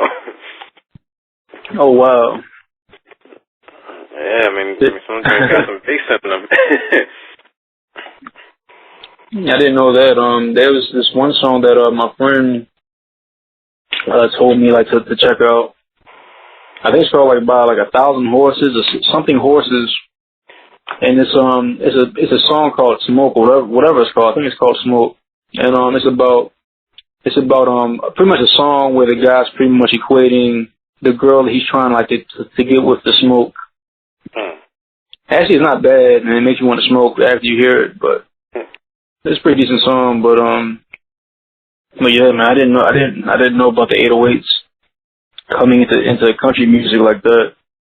I mean, if you listen to there's this group called Florida Georgia Line, and I don't know if we talked about this before. I was listening to one of their songs, basically, like, a lot of the country music songs are, like, kind of like spring break type anthems. And, like, in that music video, it's just, like, a whole bunch of drinking, and they're on these big old trucks and stuff, and they're basically kind of, like, rapping in the songs. And one of the songs says something like, I got my beer, and I'm listening to my hip-hop music, or something like that. And it's, you know, it's really interesting because you see how, you know, they do the same things as us, but it's just like a little bit of a different beat behind it. Yeah. So, and there's this whole thing about, you know, commercial country music. You know, like a lot of people are mad because they're kind of taken from hip-hop a whole lot. And there's this whole new genre of music that I was actually reading about it because there was this long Bubba Sparks article that I read a little while ago, and he's a part of this label now, and they kind of do like this country rap music, and I haven't listened to a lot of it, but I'm imagining it's probably kind of like the sound of Bubba Sparks' second album a little bit. Yeah, it's basically like kind of like, you know, a blending of the genres, and I thought that was pretty interesting, because, like, country music, you know, I used to hate it, but I don't really hate it so much anymore. There's some really interesting stuff, you know, that's going on, so. I mean, I'm still trying to get into it. There's this guy, Sturgill Simpson, I don't know if you've heard of him, but he's been getting a lot of buzz recently, and he's independent. And actually, I was listening to Joe Rogan podcast, and that kind of got me into him. So I got his 2 albums, and I was listening to him. And he has this album called Turtles All the Way Down, and it's basically about, I guess, in Hinduism, there's like, you know, how does the world stay up? And it's like, you know, it stays up from like these turtles that are stacked up and hold the world up, or something like that. Mm-hmm. And so he talks about things that aren't necessarily talked about in country records. Like, he talks about taking psychedelic trips and stuff like that. Oh, wow. Yeah. So it's kind of like psychedelic country music. And it's pretty interesting. Something to expand the musical horizons. Yeah. Well, see, I mean, I guess you know, and that's the thing. Like, you know, whenever you have a genre, if you think about damn near every genre, even including jazz, you know, it starts off as something rebellious because no one wants to like really hear that type of shit, because only the young people are on it, and then eventually over time it goes into like this big thing, and then it just starts to, you know, I guess, go into different types of genres and expands its soundscapes, and then next thing you know, it's just a regular fabric of the modern society. Yeah, yeah. And, you know, I guess with hip hop has become that, and then it's like, you know, what's coming next. That's always what I've been kind of looking towards, is what's coming next. And then everybody was saying it was dubstep, but that seems like it's kind of fizzled out a little bit. And then I guess maybe some of the EDM genres, but they're not really clicking mainstream because, you know, people need words in their music. So I don't know what that next thing is going to be. Yeah, I don't know. I'm sure it'll come out of somewhere, like it always does. I don't know. I mean, maybe we have to go through some more iterations of hip hop to get to that point, but I've been through a lot of them already. That's true. I mean, I guess the direction I guess we're going through this weird phase now of I guess kind of like the electro hip hop, or like EDM influenced hip hop, the trap booming sounds. Even that's kind of like fizzling out. So I don't know. Maybe now we're getting more into the hip hop band type thing. Like Kendrick's album, you know, like how I said, it kind of reminds me of a Roots album, and how, to me, it's not a Kendrick album, more so of it's everybody who created that album, and Kendrick just happens to be the lead singer. Yeah. I can see that. So, I don't know. Oh. Did I tell you about about me possibly going to Germany? You mentioned it a little bit, but I don't think we really got into it. Okay, so essentially, like, the thing that sucks about the program is that you got to put like all the money up front, and the program, you know, they pay for your tuition in full for the institute, and then like they give you a certain amount of money for you know, like for travel and for a place for you to stay, and that's cool, but it's still like not enough for me like to really go, because I still gotta, you know, pay for food and shit like that. So I go to the department. I had like a meeting with you know, the head of my department, and like, you know, and for pretty much I'm trying to get back what I paid for Canada, which I did. I am getting back, thankfully. Yeah, and like the Germany thing, and you know, he said it's not a problem, you know, just put in like a little travel assistance joint form, whatever like that. I'm like, all right, cool. So I do that. You know, you got to do like a 1-page narrative, whatever like that. But also I had like to really like do like the budget like really deeply, and pretty much based on my calculations, it'll really be a stretch for me to go to Germany if I got to put all this money up front. So I was trying to find different ways if I can like get reimbursed certain amounts of money as I'm going through the process. But I was talking to like the guy from Germany. He said it's not going to happen, and even, you know, when they put like the reimbursement in, it may be up to like 3 weeks to like a month until I get some shit, and I still got like maintain shit here where I'm at. So I'm not sure if I can even go. But the thing that kind of sucks is that in the department, when something good happens, you know, they circulate it all throughout the department. And so I had to turn in my travel assistant stuff to like the chair of the department. And then next thing I know, the same day later on, he sends out an email with me and this other person who we go, you know, me with the Germany thing and her with something else that she did. Oh man. And yeah, so you know, I got someone called me about it, you know, congratulating me.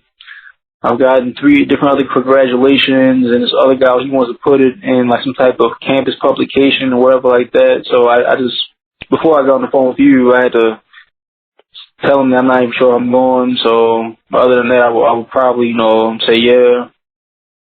So it's very annoying, essentially. Oh man, so now it's like they gonna broadcast it that you're going. Yeah. And you don't even know yet. Exactly. And now, like, you know, like one of the people who, you know, who I'm pretty close with, you know, professor wise, he really, like, I was supposed to meet with him anyway before I went to Canada, but it didn't work out that way because he was in Germany. And now he's like, oh man, now since you're going to Germany, I really got to see you now. And so I got to see him Tuesday, and I got to explain everything to him. So for the past 2 days, I've been explaining to people who've been like coming up to me, asking me all these weird questions or whatever else, saying I don't know if I can even go. Shit. Hopefully, maybe some money will come out of that conversation Tuesday. I mean, that's what I'm hoping. That's the only thing about like the way this shit goes is that they won't give me any type of money up front. Now, I mean, I don't know what they think. Like maybe they got money like that or whatever, but it's very annoying. But you know, I mean, because I wasn't sure if I would be able to go to Canada, and I went, so maybe I can pull something out of my head. Yeah, I mean, I guess they're used to people who, you know, whose parents probably foot a lot of the bills and stuff like that. So, you know, Yeah, I can see that. I mean, there are some people here who do have that type of backing. So, I don't know. Hopefully everything goes down. What are you going to be doing in Germany if you're able to go? Well, it's a Borderlands Institute, so essentially it's on the concept of Borderlands, and it's a really broad topic. So I remember you telling me about all that. Yeah. Yeah, so pretty much, what I sent them in, I was just talking about the concept of racial borders and how important that concept is to my research. But it's like a joint program through the University of Bremen and North Carolina Chapel Hill. And the thing about Bremen is that their university is really renowned for their political science department. And what essentially Borderlands falls under it falls under political science. So I figured it'd be a good thing if I go there to learn more about it, and maybe I can learn some new methods on the concept of Borderlands, especially when it comes to this institute. They talk about, I guess, to a certain extent, modern Borderlands and how Borderlands overall kind of fit into the recent processes of decolonization that has been going on all throughout the world recently. And then also, you get two different perspectives. So you get like an American perspective on Borderlands, and then a Germanic perspective on Borderlands too, from the people in Bremen. So I think it will be interesting. And the thing that sucks about it though is that if I do go, I gotta put in like a 4 to 5 page research paper and send that in by April 30th. That's quick. It's very quick, so I got some shit to do. Speaking of Borderlands, I was listening to John. I think it was John Clark. John Henry Clark, and he was talking about the concept, the European concept, I guess, of countries versus like the African concept or whatever, and how the European concept is kind of like lines drawn on a map, where he was talking about African kingdom is not necessarily something that's drawn on a map. It's like you keep it with you, and it's more fluid, and it's more based on the people than it is specific drawn out territories and stuff like that. And I thought that was pretty interesting, like how our concepts of countries and stuff like that are kind of based on defined borderlands on a map, but it wasn't necessarily always like that, and it's not like that in every type of civilization. Like you think about like an African kingdom, your borderland is wherever your people are, Yeah. And like now, as recently, that's like one element of my research when it comes to essentially, why Native Americans, why the African American community, I guess historically, why they always associate freedom with Native Americans. And one of the reasons why is because if you go back into, let's say the 18th century, when they were still, bringing in a lot of African slaves, who they weren't American yet. They had a lot of similarities when it came to Native Americans in regards to kinship practices, and as well as tribal practices and so on and so forth, especially religious practices as well. And so it just kind of makes sense, although some of them weren't enslaved by Native Americans, but it makes sense why a lot of them were protected by Native Americans, or why Native Americans rather protected runaway slaves, because they had a lot in common when it came to the ways they lived. And That's interesting because, like, it's interesting how you have these commonalities and these societies that are have oceans between them, and how kind of the same thing happened to them with European powers coming in and taking over. Yeah, that's true. I mean, so yeah, like, I think, I mean, cause it's been something that's been kind of, like kind of talked about in the history of the relationships between Africans and Native Americans, but I think it really hasn't been spelled out properly because, we've always heard about these stories about, being mixed with, with Indian and all this other type of stuff, and other than that, we don't really know why. Like, why is that? Like, what really makes, like, what made Africans and Native Americans, like, really gel together the way we keep hearing through all these family oral histories? Other than the fact that, that they were enslaved together. I mean, in certain instances, but that wasn't always the case, though. Yeah. And so I think just that alone, you think about the way that they both lived, it makes a lot of sense.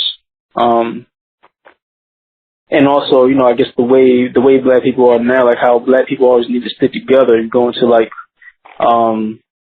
slave societies in the rural South where they had like the big ass plantations. And if you think about it, like the way like slave communities were set up, they would go like a really, really, really long time without seeing one white person. It would just be them. And this is where you get these different rich type of cultures. So like, like the Gullah culture. Right. It pretty much came out of that. So you had certain slave communities that developed their own languages over time, mixed with, their African heritage, English, and just being amongst themselves for such a long period of time.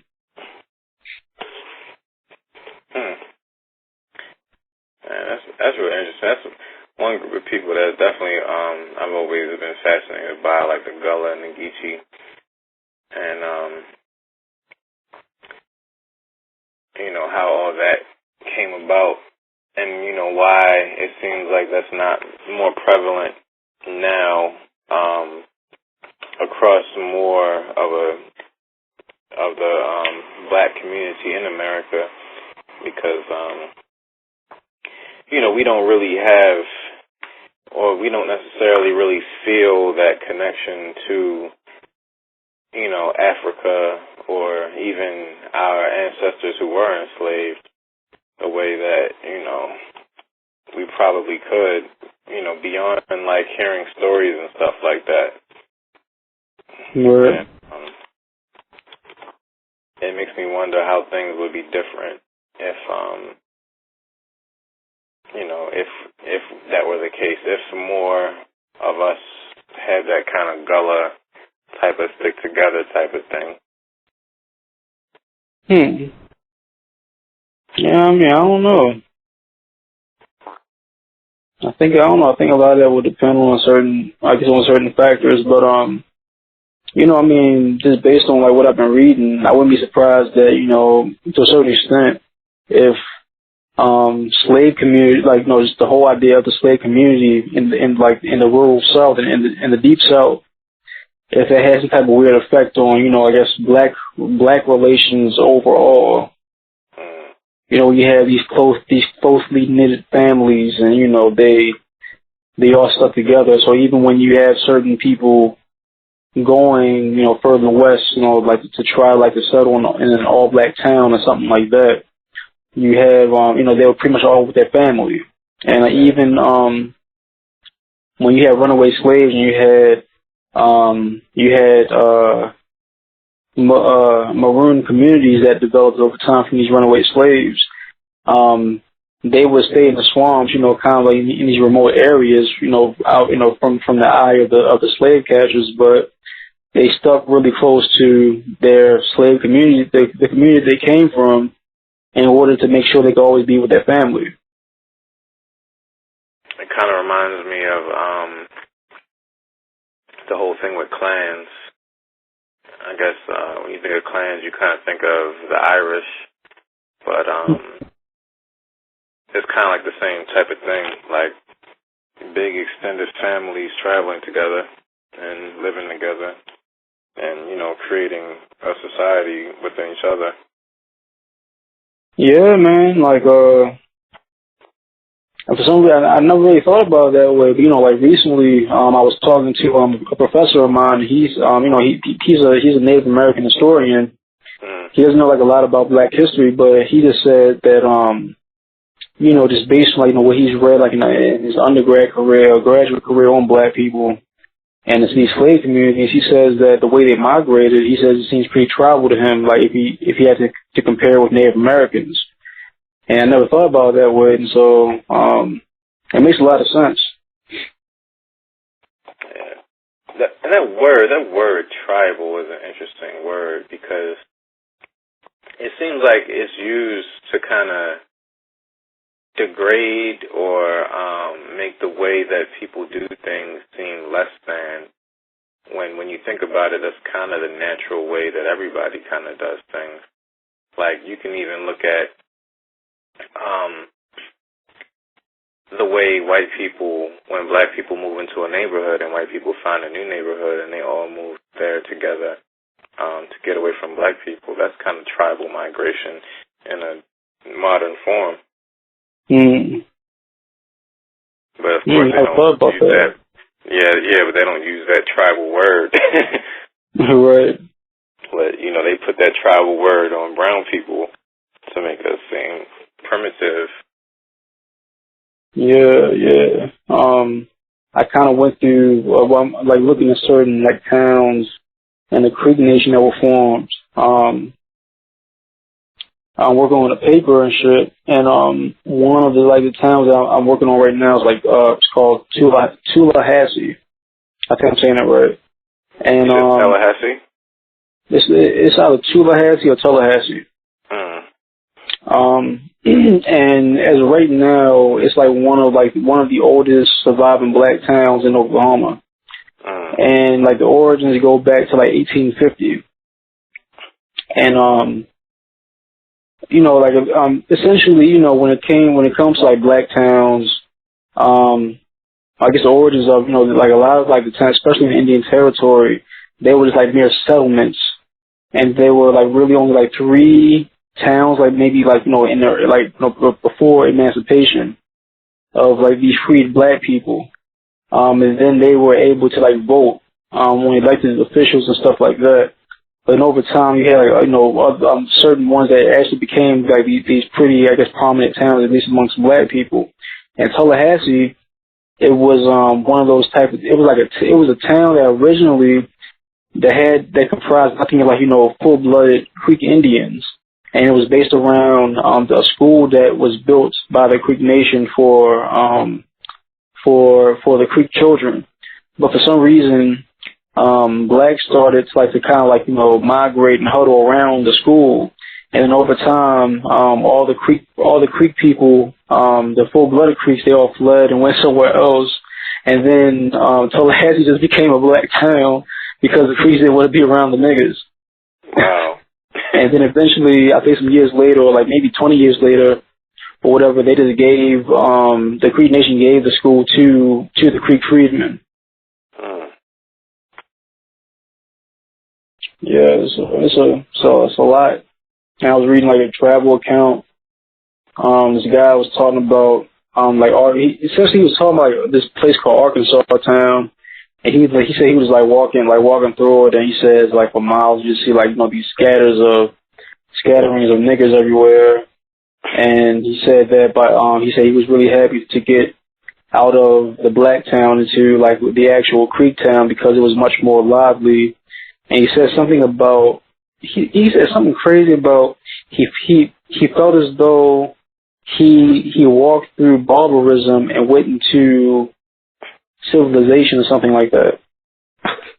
Wow. How does all that make you feel? You know, sometimes I think, we talked about this before, like sometimes I do feel like really depressed, just like reading a book on Indians and how they've been massacred, or reading a book on blacks, or just reading about white people just killing each other every 5 minutes. Because essentially, whenever you pick up a history book, that's what you're probably going to read, about people killing each other, or doing some crazy, sneaky shit to take over the world. And sometimes I do feel really down, just thinking about certain things. And so, there are certain times I just gotta just put the book down, because I just can't take it. Sometimes just read. That's all you read. It's like a reality show for 400 pages. Yeah, it's kind of like it's kind of taken me a long time to get through this book. What's it called? I was telling you about it before. A brief account. Hold on. A brief account of the destruction of the Indies. And I think J. Cole was talking about that in his Combat Jack interview. That's kind of what made me go and look at it. And this guy who went to the Indies with the Spaniards, and he was there to teach them, the natives who were in the Caribbean, there to teach them Christianity, and he basically gives an account of how they just killed everybody, and it is brutal, and it's from that time, and he was actually there and seeing it, and it's interesting because in the beginning his descriptions are really detailed and stuff, and then as it goes on, he goes into less detail. He just says, he'll give an example, and then he'll be like, this and many other horrors that it would take reams of paper to fill. Of course. And he basically talks about how the people are decimated, and how the people were so nice, and how wonderful the natives were, and how they just came and got killed and hunted with dogs and worked in the fields until they died, and all this other type of stuff. And it's very depressing. Yeah, man. I got kind of depressed, when I was in Canada and I was reading through certain archives. I focused on this journal from this one fur trading post from 1938 to 1939, and randomly, maybe 2 or 3 months into me reading in 1938 on the fur trading post, they had the Indian residential school that popped up out of nowhere.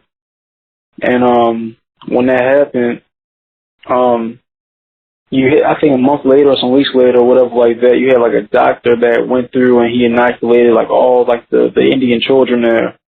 And then maybe a week or two later, there was a big outbreak of smallpox and other diseases, whatever that was, that just spread throughout the school. And I went to the professors about it.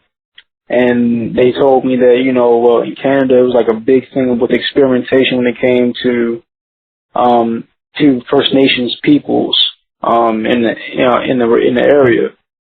And a lot of the boarding schools, in Canada, they went on a bit longer than they did in the United States. At certain points. And so they were experimenting on these Indian children. They were experimenting on certain animals too. So while I was experimenting on Indian children, there was another thing that happened maybe almost a year later. There was a big epidemic when it came to their slave dogs, and the slave dogs, they were just dying one by one, and they couldn't figure it out. They couldn't figure out why, supposedly. And they went to other fur trading posts to see if they had the same issue, but it was only them. And so I hear that the professors that they speculated that was probably some type of weird experimentation they were trying to cover up or something like that. And then, you still had, even up to the 30s, you still had Native Americans who were going into the woods trying to find, fur, animals so they can get for fur and shit like that. And it was hard to, fur was hard to come by with animals, period, because of all the years of, killing them over time. And when you had a lot of these Native Americans still trying to go outside and trying to find these things deep in the woods, a lot of the native peoples, they would die, like in the woods and shit, like, you know, just froze, like they would freeze to death. And so they always had to go, they had to get them, and they had to explain it to like the Bureau of Indian Affairs or whatever it was in that region. So that was pretty depressing too. All that so that we can live our cushy North American lives now. Exactly. You know, but like, you know, like Winnipeg has about 80,000 First Nations peoples, and you know, like a big thing within the First Nations community is like the suicide rate, and it's like really high, and they say like it's even scarier that like other like even like younger people are killing themselves. So like even like preteens are like killing themselves at like a really high rate within the community, and trying to find different ways to stop it. And one of the ways of trying to stop it was they would give like each person or each person who would try to commit suicide like 10 days of counseling, which is really kind of crazy if you think about it. But yeah, crazy. You know, it makes you wonder. Like sometimes I wonder, you know, is this the end? Like when it comes to different groups of people, like when you think about the First Nations peoples and all that, like will it ever get better, or are they just done?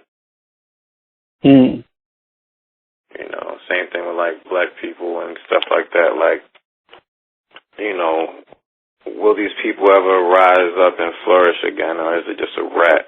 And, you know, in 100 years or so, you know, will they just not exist? Right. It's a good question. I guess so. Well, I'm assuming we won't be around to really even see that. But I don't know. I mean, I still think black people still have a very long ways to go until like I guess the final thing of mixing is complete. Yeah. I mean, just. I was going to say, you said something earlier about how they're trying to decolonize or something like that. Yeah. It's interesting because, like, the lecture I was watching from John Henry Clark is interesting. He was talking about how they're actually trying to recolonize. He's talking about Africa and how, you know, they're doing it in sneaky ways, like with the foreign aid and stuff like that. How that's just a way for them to get troops into the area so they can, you know, pretty much maintain control and take over these areas that are rich and, you know, so many natural resources and human resources and all of that. And I thought that was interesting. Yeah. It seems like they're ramping up military action in a lot of areas like the Middle East and Africa and things like that. Yeah. There was a book that I read in my undergrad career, and it was I think it's called "What's the Problem with Aid" or something like that. And it's a rather short book, but it's, you know, essentially on like, you know, what it's about, the problem with giving aid to Africa. And he goes in like these different weird instances where, you know, like the money that's given to an African country by, you know, a first world country, it comes with like these crazy stipulations, you know, based on like maybe trade, or, you know, if we give you this money, you know, so and so has to be in power for a certain amount of time in this one area or something like that. And, you know, pretty much everything he was just saying, the guy was like I guess putting vividly in that book. So yeah, actually, I think I still have it. I'm not sure though. It's a thing because you know, like the liberal reaction to, you know, everything is just to throw money at things, and, you know, you have to go and help these people and, you know, it's like not really looking at it in a more holistic sense of everything that's going on. And, you know, like from more of a libertarian standpoint, it's like, no, don't do that. Like, you know, it's not really our place, and it's not our government's place to be, you know, doing that kind of stuff. And you know, there are a lot of reasons, and that's, you know, definitely one of them. And, you know, John Clark, he was talking about how, like, he made a joke saying, you know, they won't feed poor white people up in the mountains and stuff like that in West Virginia, and, you know, white people who are impoverished. So what makes you think that they're going to go over there and help these Africans? That's a good point. You never really hear about too much. You never hear too much about the people in the mountains of West Virginia. Yeah, I mean, they did. You know, I've been meaning to watch that Hatfields and McCoy's thing. I haven't gotten around to it, but you know, a lot of things, like, I think a lot of things are, you know, propagated by the media. Like, you look at a country like, let's say, China or in India, and you know, they have all these billions of people, and their economies are booming, and all that type of stuff. But then, you know, you have people who are living in third world, you know, conditions. But, you know, there are people who live in third world conditions in America as well. You know, maybe not on that scale, but it's, you know, they definitely exist. You know, there's people in America who don't have paved streets. They don't have plumbing.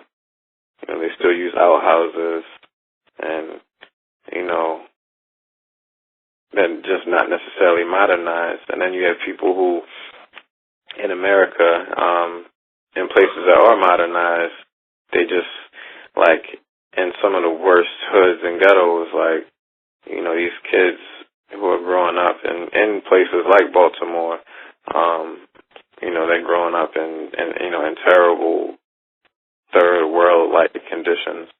I mean, and you can see that just, you know, driving to the hood, and you might see a neighborhood where, or like a block where all the houses are boarded up and dilapidated except maybe one or two. And there's nothing but just piles of trash in the street. Yeah, it's true. I saw a couple of boarded houses in Winnipeg when I was there. Made you feel like home? No, I mean, no, not really. I mean, because obviously I knew that it was I was in a different area because I started seeing trash on the ground, but you know, it wasn't like trash everywhere, and you know, everything still seemed pretty clean to me, and the houses still seemed nice for, I guess, the so-called hood, if that's what that would be considered.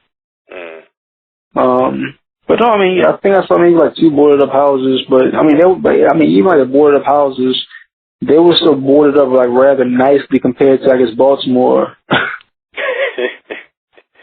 Unfortunately, there weren't advertisements on the boarded up houses for album dropping. No, they weren't. No, they weren't actually. No, they didn't have anything on them. I wonder if people like really go up to like to look at like the writings on boarded up houses. I mean, like, I always get tripped out because it seems like a lot of boarded up houses, especially like on like North Avenue in Baltimore, they become billboards for street teams to put up their posters for, you know, whatever movie or album is dropping or something like that. And, you know, it's just like common practice, but stuff like that doesn't happen other places. Like, like, you know, like in New York, you don't see boarded up houses. So, you know, that you know, that real estate is going to get used by somebody, you know, or if it is boarded up, it's going to be unboarded pretty quickly. Yeah. So. You know, there could be some type of I can see it like some type of documentary on I don't know. I mean, I guess like Baltimore graffiti, and because if you think about Baltimore graffiti, it's not graffiti in I guess the classical sense. We're not really talking about like trains and stuff like that, or the subway system, like how you see like in Philadelphia. Yeah. It's like boarded up houses and like the shit you find like on buses and stuff like that. Yeah. Or inside on the seats, all the crazy shit people put up for no particular reason. Yeah, you know what? Maybe that's a project for the summer, is to go and document Baltimore graffiti, because, like, especially like riding the light rail and stuff like that, you see some interesting pieces in some random places. But yeah, like, just the way that in Baltimore, like, people tag, like, on the buses, you see different tags and stuff like that. Under bridges, you'll see people's tags.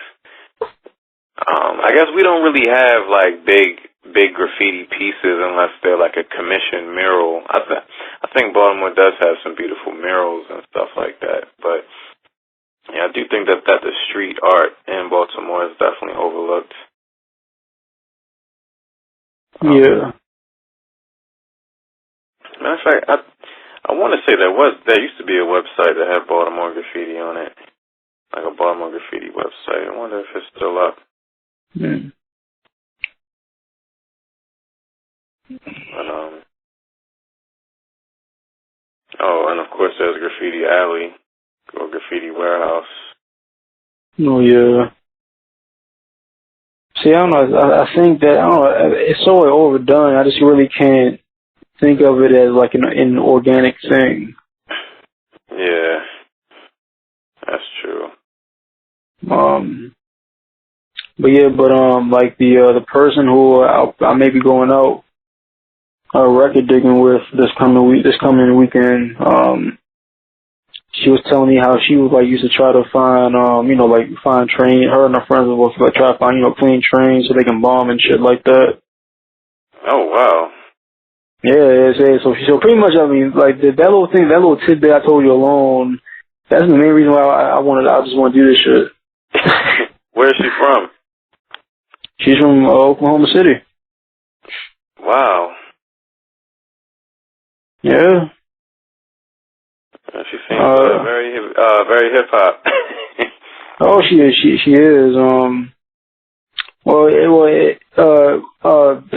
The whole Diddy story. Did I tell you about the Diddy story? I don't know. Did you? I think I told someone about the damn Diddy story. I'm not trying to put a big well, I'm not saying her name though, so I guess it probably won't really hurt. Because I did mention this podcast though, so I'm starting to realize that if I mention it, people want to hear it, and then some of the people who I mention it to, I mention them in the fucking podcast. Although I mean, I'm not really saying nothing bad about them, but they may be kind of uncomfortable with it, maybe. Yeah. I don't know. It'll be interesting. That's interesting. Maybe we should talk about this off air. Yeah. It's a rather interesting story, I would say. But yeah, it's always interesting when you meet like a random hip hop girl in like a weird place. But it's the thing. Like whenever I think about like a hip hop girl in a random place, one I've seen they just fuck me up with this whole Carhartt girl type shit. Oh my god. And that's the thing, because I vividly remember like the random episode where Cypher Sounds was talking about, like I don't know what the fuck he was on, but he was talking about the random girl. He started calling Carhartt girl, and just went to like his vivid description. And I mean, I know the type of person he's talking about. Mm-hmm. But I haven't seen one of those in a long, long time. They're hard to come by. I mean, hip hop is it's, you know, I think the whole thing is kind of fading out. You know, as the generations go, after, you know, we leave the 90s. I say as we leave the 90s, like it wasn't like 2 decades ago. But, yeah, you know, as that kind of aesthetic is kind of leaving, that whole thing is kind of going away. But, yeah, I've known a couple of those type of girls in my travels. It's always kind of refreshing, because it's just like, you know, whenever you meet somebody who's kind of on the same wavelength as you, and, you know, or they know like certain weird things that aren't necessarily mainstream, you know, it's always pretty cool. Yeah, man. I mean, it's really, really nice. That reminds me, I gotta tell you something else off air. All right. Yeah. But yeah, I mean, you know, sometimes, you know, it's like, I guess when we're dealing with this type of, I don't know, I guess the really, the ins and outs of hip hop or damage, like with just one genre alone, it's just like you feel like you're in this box. And, you know, whatever you say, no one will truly understand what the fuck you're saying, or at least most people won't. And even if you try like to get them to understand, they're just like, oh, well, I guess it's cool, but I don't understand why you're focusing on one little snare and a 3-minute song, and why it's important, or something like that. Yeah, but then like, it's interesting. I finally listened to that whole One Epstein with Lord Finesse, and you know how they were getting into like the snares and the types of drums that he was using. And it's like, that stuff is important, man. Yeah. You know, like I you know, in my teenage years, I spent a lot of time cutting out snare drums out of records, making sound kits and putting different EQs on them, and you know, that type of stuff is fun. I spent many an hour doing that type of thing. Maybe I'll do it again tomorrow. You know, get that feeling back. Yeah, I'm trying to get back into it. I was never really into it that deep. Like, I always maybe like cut like a snare or something like that, and then I'll just run it through the tape deck so you get like real nice and grimy, and then do whatever else I need to do with it. But I chopped some drums up off of what the fuck that I chopped. It was something I chopped. Damn, I can't even think of what it was. It was rather recent though, because I'm trying to do this regimen. Like, you know, I wake up in the morning or whatever like that, and I just like, you know, start working on a beat, like, or doing something like production wise for maybe like an hour or so. But it's hard for me to do because, like, you know, some days I may just not really be with it, not be into it. So it'll probably work. But then, like, if I really like get on like some type of tangent when it comes to, like, you know, maybe fucking with like a synth or a drum bit or some shit, then I'll end up, you know, spending 2 or 3 hours on it, and then it'll fuck up with something, you know, something else I gotta do during the day. Yeah. So it's kind of dangerous for me to do right now at this point at least. Yeah, it's, you know, it's hard doing this shit and then trying to live regular life as well. Because, like, sometimes I get into, like, a zone,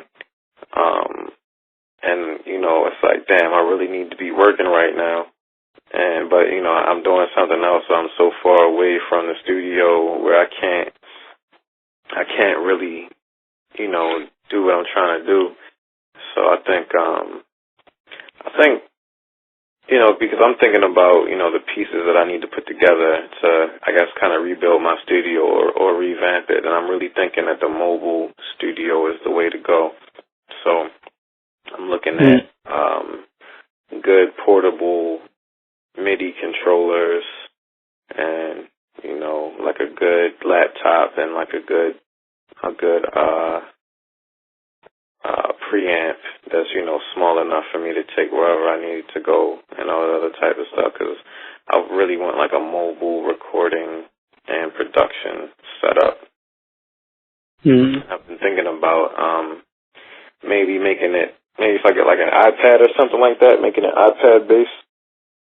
Because I've been playing around with production on my phone and recording on my phone. I have a Galaxy Note 3, and I got this app called 4Track, and it's like a multi-track type thing. So like sometimes when I'm driving, what I'll do is I'll play a beat real loud and record it on track 1, and then I'll put in my headphones. I do this all while I'm driving too. And I'll put in my headphones and then start recording. Like I might record a hook and then I'll do like ad-libs and overdubs on it on my phone. Just to like kind of get ideas down so I can come back to them later. Yeah, that's very, very high tech. Hey man, sometimes when you got an idea, you just gotta get it out no matter where you are. And then and I was playing with a FL Studio on the FL Studio on Android, but I couldn't really. It's hard to use. It's not like it is on the computer. But I'm thinking about getting it again. I did pay like $20 for it, so I can like re-download it and mess around with it. Yeah, I don't know. I can't see myself trying to do something on my phone. That's too much to be doing. Lord, I struggle enough doing shit on computer. So. I mean, I always think about what recording is going to look like in the future because technology is moving away from the big desktop computers and stuff like that. So.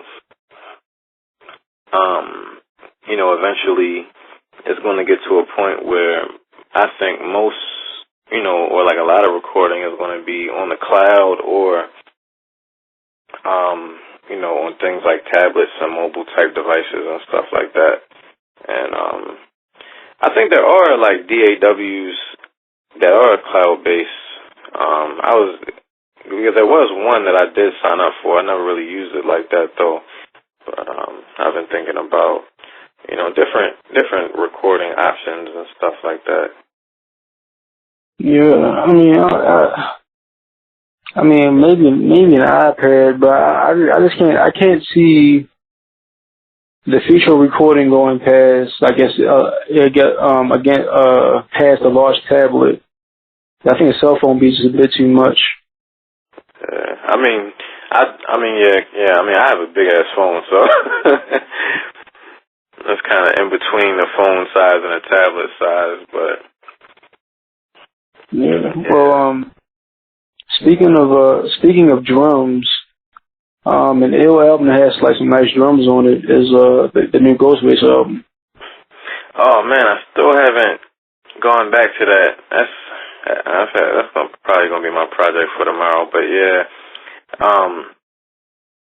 I do think that when I did listen to it, just the overall mixing and sound did sound better to me than his previous two. Yeah, I mean, it sounds like whoever did it, they were going for like the classic stack sound to a certain extent. Yeah. So I can see Ghostface, being nominated for like best rap performance or some shit like that. Oh, this album. Yeah, hopefully. I'm trying to think. It's going to be interesting, I guess when 2015 is all said and done, what's going to be said about this year musically, because just in the first quarter, it's like the game has been shut down already, Yeah. Like we've had Joey Badass, we've had Big Sean, we've had a Wale album, we've had a Drake album. In the last year, we had J. Cole. We've had Kanye West singles. We've had pretty much a year's worth of shit, like, of course, Kendrick. Yeah. So it's like, what is there to look forward to now? Music-wise, I guess, of course, Kanye is going to drop an album eventually.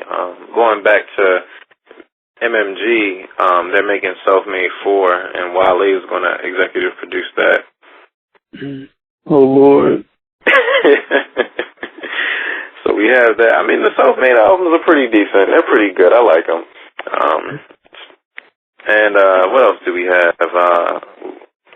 We have Meek Mill coming out. Is he coming out this year? Yeah. He's supposed to come out last year, but he was locked up. But so then they put out Starly instead. But yeah, we have Meek Mill. Maybe we'll get Gunplay. Man, what the fuck happened to him? He's been dropping. I think he came out with like a single or two, but I don't know. I mean, he did put out that mixtape, which didn't really sound that good to me. I really look forward to Gunplay mixtapes, but I think this one, the quality of it wasn't good, so I couldn't really get through it. But we got Waka Flocka, Flockavelli 2 coming out. And I don't know if you saw his little April Fool's marketing strategy. I saw like a bit about it. Like the whole week before, they had this rumor that he was having a sex tape come out. And then on April Fool's, he dropped his music video. I think he dropped it through Pornhub. And it had like a bunch of... and I think it had like a bunch of porn stars in it. And it was just like a music video that he did. I guess his single, maybe it's for Flockavelli 2 or something, I don't know. Or maybe it was something. He did just drop Salute Me and Shoot Me 5, which I've been meaning to listen to. But isn't this like only his third album or something like that, or second album? His third album. Yeah, because he did Flockavelli, and then he had the last one, and now he's going to drop Flockavelli 2. God damn! I mean, I'm surprised he's still relevant. You sure would? I mean, he has his ways of doing it. I mean, he's dropped all those mixtapes, and then he's ventured off into the EDM world, and his girlfriend is on Love and Hip Hop or one of those type of shows, Wives Club or one of them. Who's that? Some chick from Baltimore. I think she used to be a stripper or something. Oh. And, yeah, somebody was telling me about how there's two girls from Baltimore, whatever show it is, maybe it's R&B Divas, something like that. And it's like Lil Mo and it's her. And like she and Lil Mo kind of gravitate towards each other because they're from Baltimore. And it's like, man, Baltimore's got two people on one show. Like, it's going to go down. No, of course. Mm. But, damn. Yeah, that first Flockavelli, man, that's a classic. Man, I just can't do this shit. I mean, I remember, like, I think the only mixtape I listened to all the way through was, I think it was called Waka Flocka Mayas or some shit like that. Oh, yeah. Man, I mean, he's just yelling. I mean, essentially a lot of this shit, at least mixtape shit, from what I've heard, it sounds like a new form of crunk music, I guess. I mean, that's kind of what it is, but he put out a mixtape recently called I Can't Rap or something like that, where he's actually, like, rapping. And I think he's rapping over some 90s type beats and stuff like that. And, he's stepping his game up a little bit. So, I don't know. It's always interesting with him. And just to see his growth and evolution. And it's kind of cool because you can see, like, I remember in his first interviews how he was to how he is now. It's like a whole nother person. Well, so it seems like he's like the second coming of Gucci Man, and how we essentially just saw his evolution as an artist. Yeah. But Waka stays out of trouble and hangs with white people now. Yeah, also quite surprised. Yeah, he never gets in trouble. Nah, he's just doing his thing and living his life, and it's like seeing him win. It kind of makes me happy for him. And what? it's interesting because I mean, you know, Waka Flocka is important to the game because without him, I mean, like, he really changed the sound and the scope of everything with that Hard in the Paint record with Lex Luger, he and Lex Luger. After that song, that's when you had Lex Luger do the records with Rick Ross, you know, the BMF and the MC Hammer. And then he did the joint for Jay-Z and Kanye, and then you had the whole Lex Luger knockoffs, and it basically became a genre to itself. And really, that's where EDM trap music came from, is Lex Luger and, you know, Waka Flocka. Mm. So, you know, I think, you know, his importance to music in general is kind of there, and it's something that's not really talked about. And you have people like Lex Luger who don't get any credit, and they're just on the sidelines, I'm assuming not making as much money as they should be. I think he had to switch over to EDM. So he's doing that now. Like him and I think he and people like A.R Music and, you know, Jalil Beats, and even DJ Green Lantern, he does EDM music now. So whatever happened to that single with Just Blaze and Bowser, whatever the name is? Oh, Bauer. I think they were supposed to do a whole album together. But I think really what they've been doing is just touring. And Just Blaze, you know, he drops like a new song every once in a while. But yeah, I think they've just been touring and making a lot of money because you know, Just Blaze is getting it now. He probably get like $400,000 to $500,000 a gig. So I think he's getting it while the opportunity is there. Man, goddamn. I mean, this is the thing though. Like, you know, he was, you know, one of those sought after producers, and it seems like he kind of like, you know, turned away from that to do this DJing shit. And I wonder if he did it because of the fact that he felt as though he was starting to become irrelevant in the big market of production when it comes to large artists, or what? I think he talked about it before, and basically what he was saying is, you know, with production now, it's like he can't get.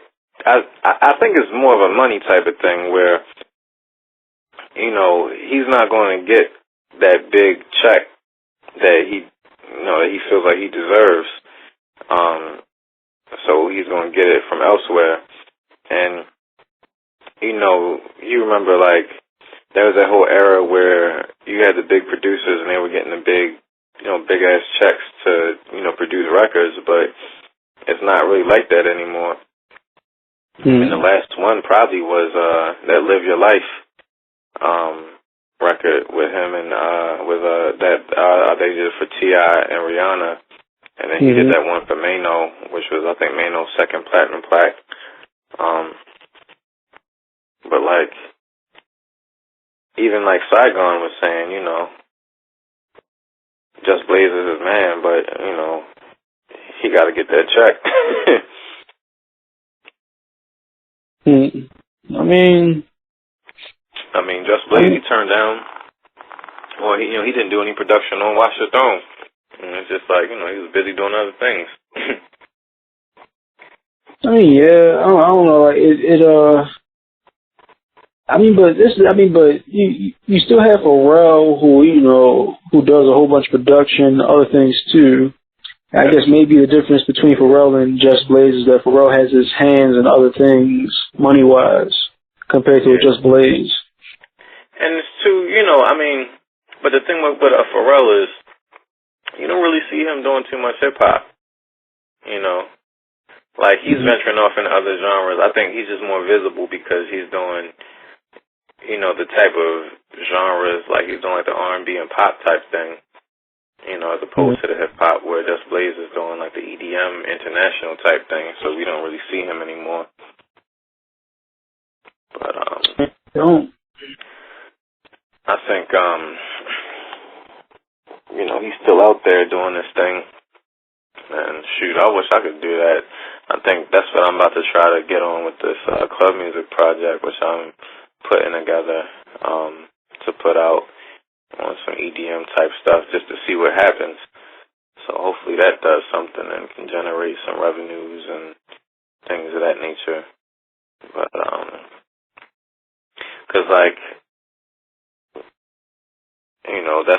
that's where the money is, so you kind of got to go do it. And, it's still involving yourself in music and it's still being creative. And I think Just Blaze was saying something like you can kind of do more with it because you're not making a beat for a rapper. So, it gives you more room to express yourself where, when you're producing for hip-hop, you kind of got to leave it open for the rapper to express himself. I mean, so when Just Blaze, when he does like a gig, is it like a mixture of, EDM music that's like popping off at that moment, like a mixture of that, and then a mixture of like his own personal EDM beats that he makes? I'm not sure how exactly that works. I think it's probably what you said, and then probably like adding sounds while you're on the stage, because like when you see like EDM DJs, they usually have some type of drum machine looking type thing. I guess like what's it called, that machine thing, or like that thing that hooks up to Ableton and you can kind of control Ableton through it. So I think it's like a lot of like live sound manipulation and stuff like that. And also he probably has records that he does and just plays in parties and stuff like that. So I don't know. We got to go to an EDM show, though. Like, that's one thing I definitely have to experience, because I get the feeling like it's different. Like, in hip-hop, you kind of got to do songs that people know, and that's how you get your shows, versus, like, EDM, it seems like they're going to go hear some new shit.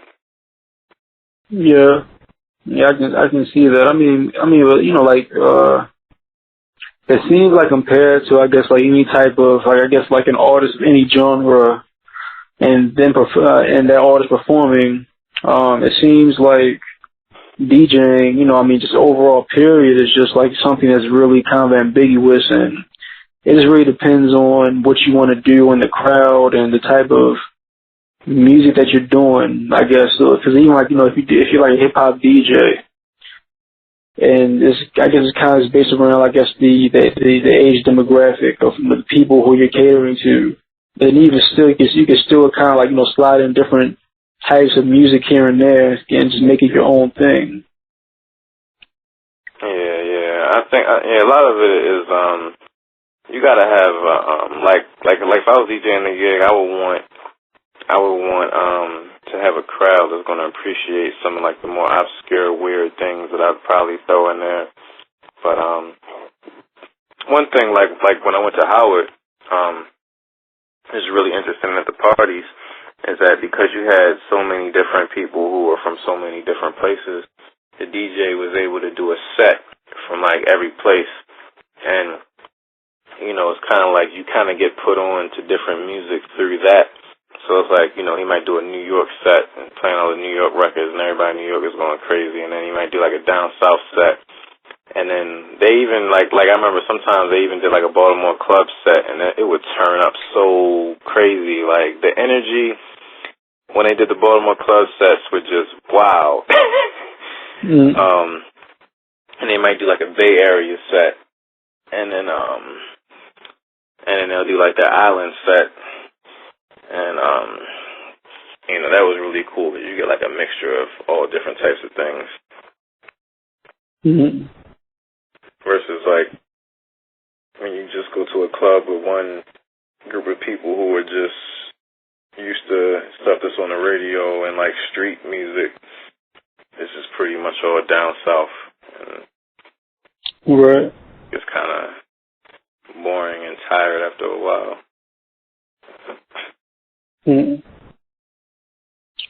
Yeah, no, I need to. I remember when we kind of had like a talk about club music, you know, based around when I was going to go to that conference to kind of talk about it. And you know, I mean, too, like sometimes when I think about club music, I still think about like the things you told me that you mentioned to me about club music, and how essentially, you know, it's really like a lot of times it's people dancing to fucking gunshots. And how, I mean, just how morbid that shit sounds. And I was explaining, because then I kind of took that idea and I added it, you know, to, I guess, like the whole concept of, like, you know, neighborhoods, and how, you know, before the whole, you know, like the blood crip type shit that came here after a while, way before that, you know, it was like your neighborhood. So, you know, you're in these certain areas, but you're still kind of, you know, divided. Although you're so close together, but you're divided by your neighborhoods. Although, you know, your neighborhoods are technically connected. And I was explaining this to, you know, to the person that I was going to be on the panel with, and she doesn't know anything about Baltimore outside the wire. And then so when I was explaining like that to her, and I said, you know, what she told me about like the gunshots when it comes to club music, and she was like really enthralled by it. And I mean, I don't know. I guess just like that conversation alone just makes me think a bit more about Baltimore just kind of being its own thing, regardless of how many things we take off the radio, or like, you know, I guess in some big main market where something's popping off and just try to recycle it and it never works out. Yeah, it's like, and you know, that is, you know, goes to what I've always said. If we kind of embrace our own sound, then, you know, we could probably pop off with that. Because, like, the sound kind of represents the place. And when you listen to, you know, Baltimore club music, you know, you got the gunshots and you just have the drums, and it's very stripped down, just hard drums, kind of like 90s hip-hop drums, without a whole lot on top of it, and people just shouting out, you know, whatever it is they're going to shout out, they're shouting out their hood, you know, like EA, woo, like that's Emerson Avenue, and then, you know, that one joint, Bangtown, North End, P Park, Height, like, and, you know, it's like perfect because, you know, you're going to have people from those certain neighborhoods that are in the building, and just to hear your area repped on a song playing loudly, you know, makes you feel good. And you know, and I think the whole concept of, you know, how like a lot of club songs do that rep in certain neighborhoods, I'm pretty sure that's a big reflection on, you know, how closely divided neighborhoods are anyway. Yeah, like, and actually, I was listening to a joint recently, who was it by? I can't think of his name right now. 808. I can't think of his name, but he has some dope music, like hip-hop wise and club wise. He's from Baltimore, and he has this joint. Actually, no, it wasn't him. It was, I think, the dude, Murder Mark. I think he changed his name to something else, probably like Money Mark or something like that. But oh man, it's I think Money, because I mean I kind of know him, so yeah. But it is Martin, whatever his name. Okay, yeah. He got this joint called Cherry Hill, and like that joint Cherry Hill, and that joint is rocking. And if I was from Cherry Hill, I would love that song. Yeah. And you know, it is interesting because that's one area that's definitely its own place and its own almost city in effect, or borough. Like if you were to break down Baltimore, like how New York is broken down, Cherry Hill would be like its own, or Cherry Hill and Brooklyn and Westport and all of that would definitely be its own little area, own, you know, borough. Yeah. You know, it's funny. I was listening to some type of some Combat Jack episode, and it was someone talking about like just walking with Jay-Z. Like in New York somewhere, like, you know, he would, you know, when, you know, this is after he became who he is now. And he took him to like Rucker Park, and he said like he took Jay-Z there, and he was looking around, and Jay said that he's never been to Record Park before. I do remember that, yeah. No, who was that? It was Russell? No, it couldn't be Russell. I don't know. It had to, maybe, it had to have been probably somebody from Harlem. Or maybe it was Sauce Money, I don't know.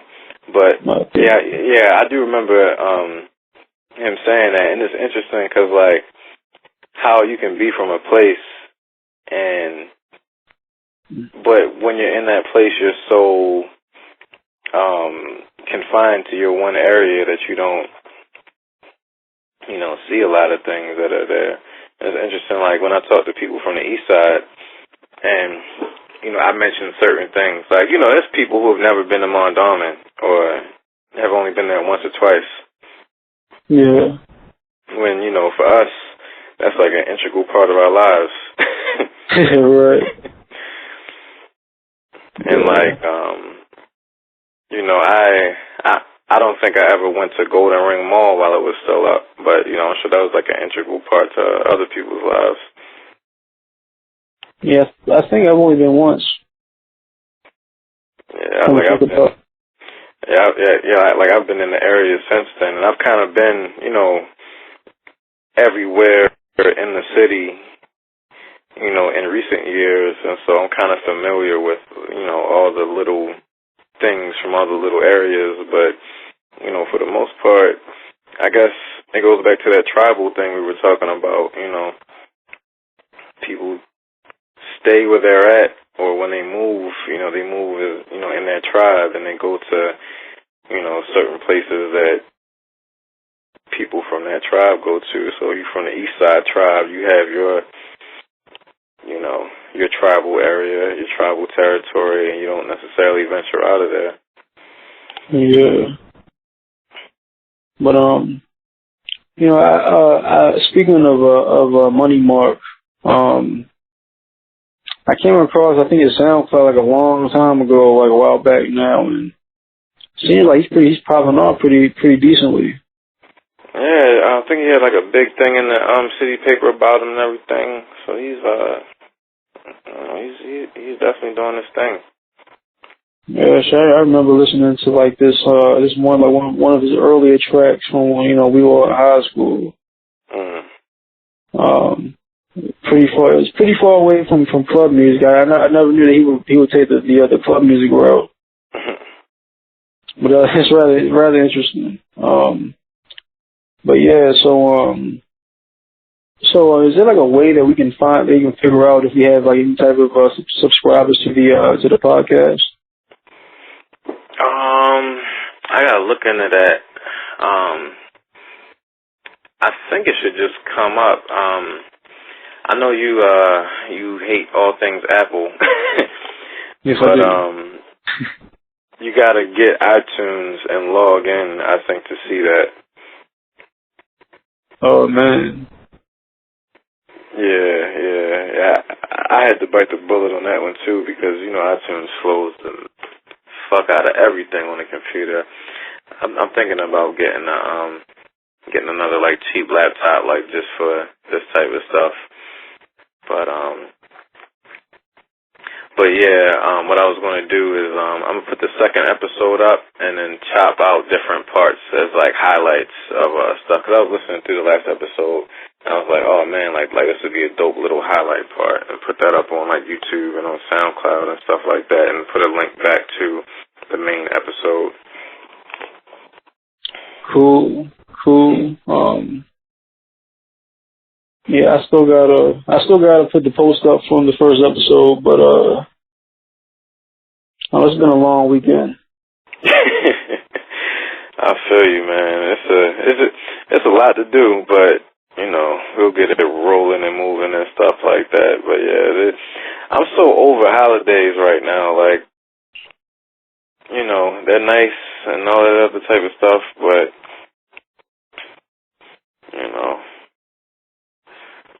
I don't know. Well, yeah, so I told my girl, I was like, you know, for the first year, you got, you know, some holidays out of me, but we ain't doing no more. I was like, I'm not participating anymore. She was like, what about Christmas? I was like, I'm not doing it. And she was like, oh, no, you do Christmas now. I was like, oh, man. Oh, so it's, alright, so it's Easter, April, May, June, July, August, September. I mean, so I think you have like a decent amount of time before another holiday comes around. Yeah, I mean, there is 4th of July, but... Oh, shit, that's right. That's 4th of July. There's a cacophony of, or confluence of birthdays in August. That's true. And as different people get added to my life, there's a lot more. Trying to think how many birthdays are in August, late July to August. I'm thinking 5. Yeah, 5. And really there's more than that, but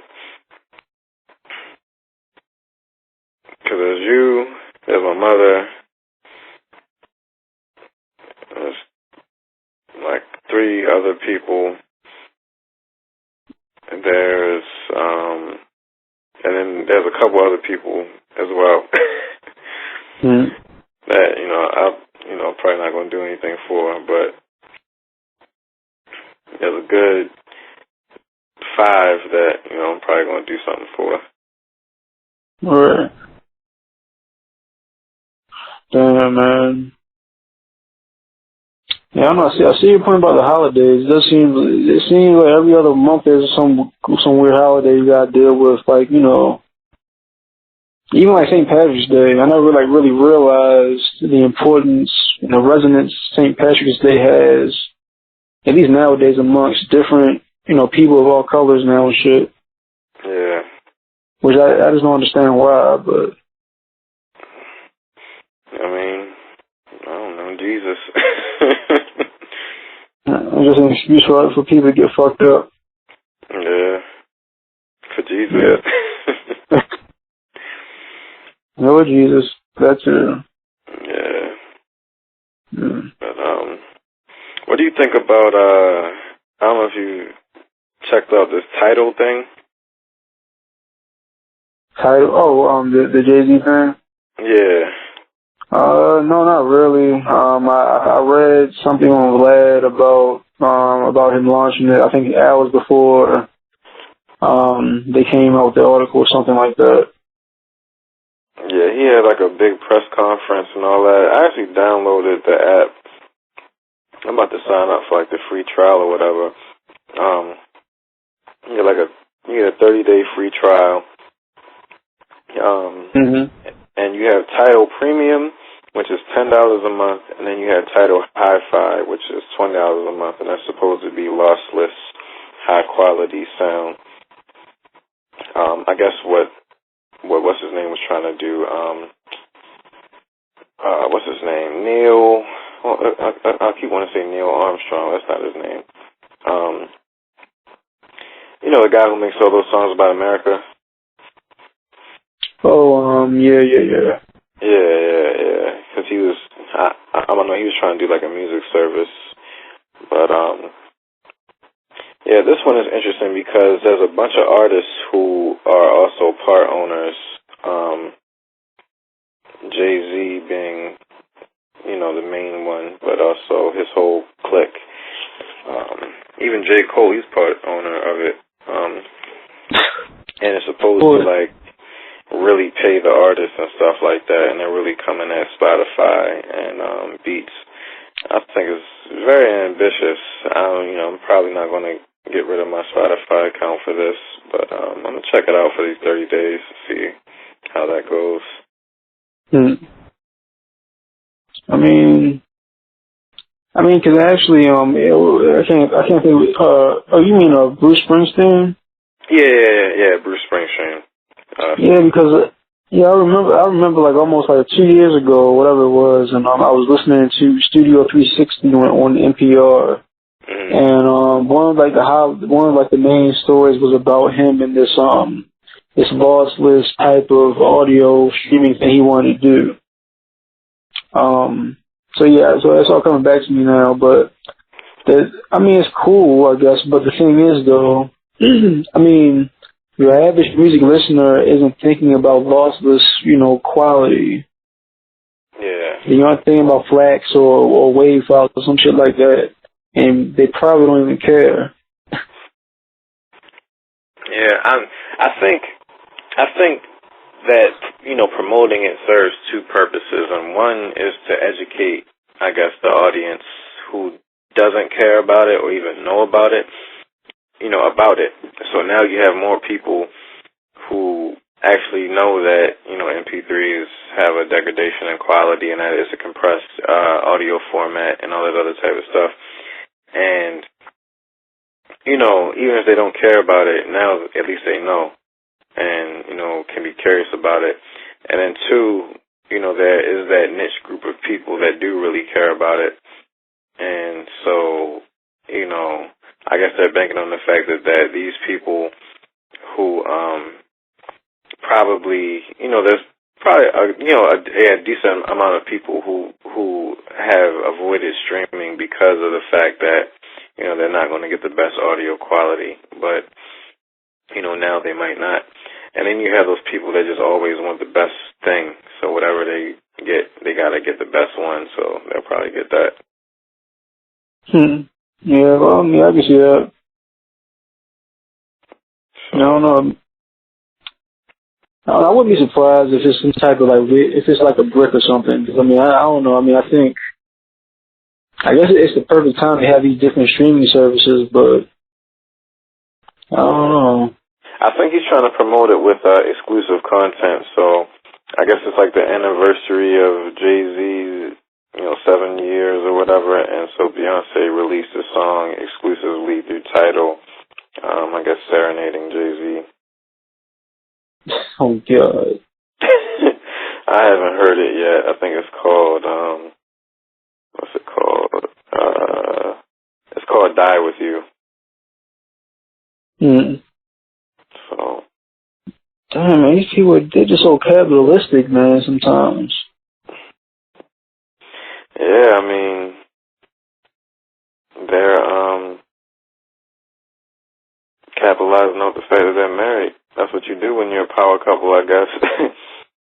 It's that, but it's just like, there's certain things like Jay-Z does, sometimes I just want to throw up.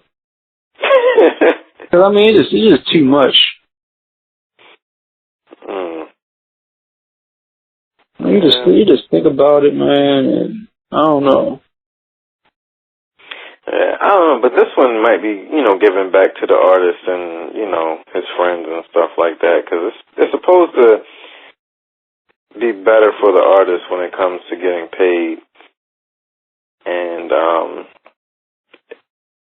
also, all the artists who bought into, I think Nicki Minaj is part owner as well. Let me see what other, I think Coldplay might be, I'm going to look up, artists who own Tidal. Who own Tidal. So, Tidal stakeholders are Usher, Rihanna, Nicki Minaj, Madonna, Deadmau5, Kanye West, Jay-Z, J. Cole, Calvin Harris, Chris Martin, Jason Aldean, Jack White, Daft Punk, Beyonce, Arcade Fire, and Alicia Keys. I'm very surprised to hear Arcade Fire and Jack White in that conversation. Wow. So essentially, Jay-Z is just, I guess he's kind of like more or less the figurehead of this whole thing. Yeah, that's what it's looking like. So Mashable has a dope post about it. What is Tidal? Tidal is a music subscription service for audio and video files that focuses on sound quality. It also promises exclusive songs and videos for artists.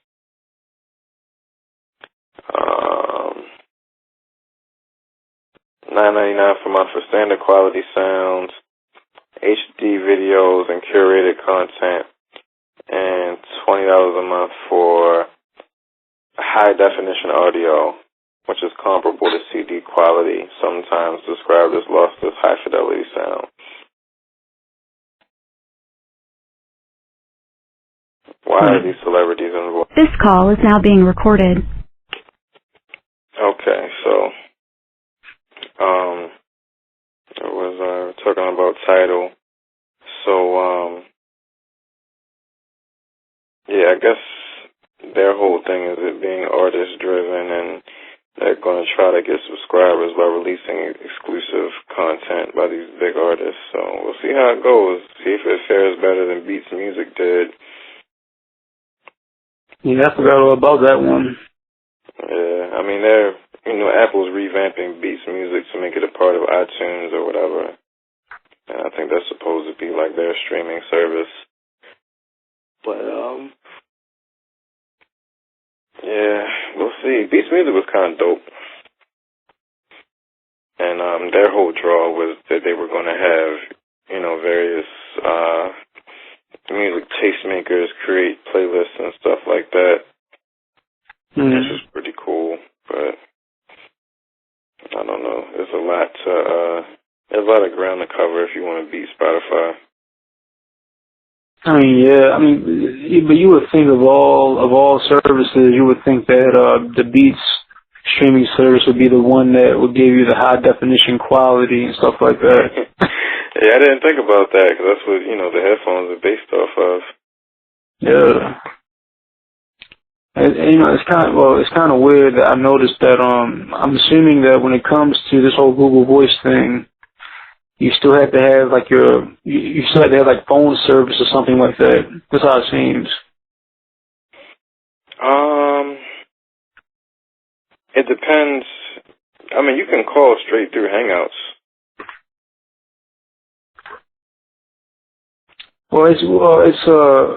Because I have the Google Voice app, and so now whenever I call somebody, it'll ask me if I want to do it with Google Voice or without Google Voice. Oh, okay. Yeah, there's a way, like, if you have Hangouts on your phone? Oh, yeah.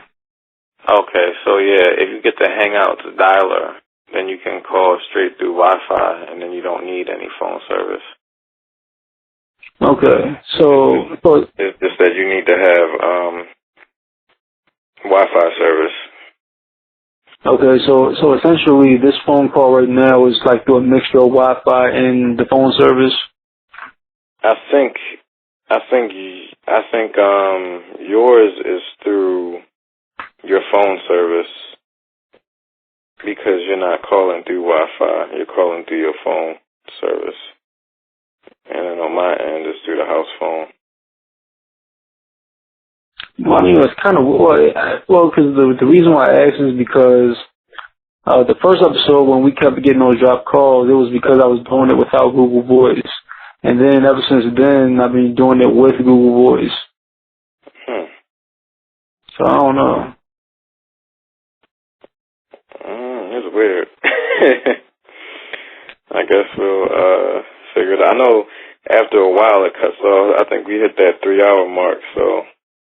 Yeah, see, I thought it was that. And maybe that was like the main thing, but I couldn't make any more calls anyway because my phone was off. Oh. Yeah, but I forgot I had to pay it, so. Yeah.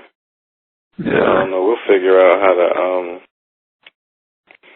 how to get more high quality audio on this podcast. It's interesting though, because it's basically we're just having a phone conversation, and hopefully, we'll get people to listen to it and all of that. But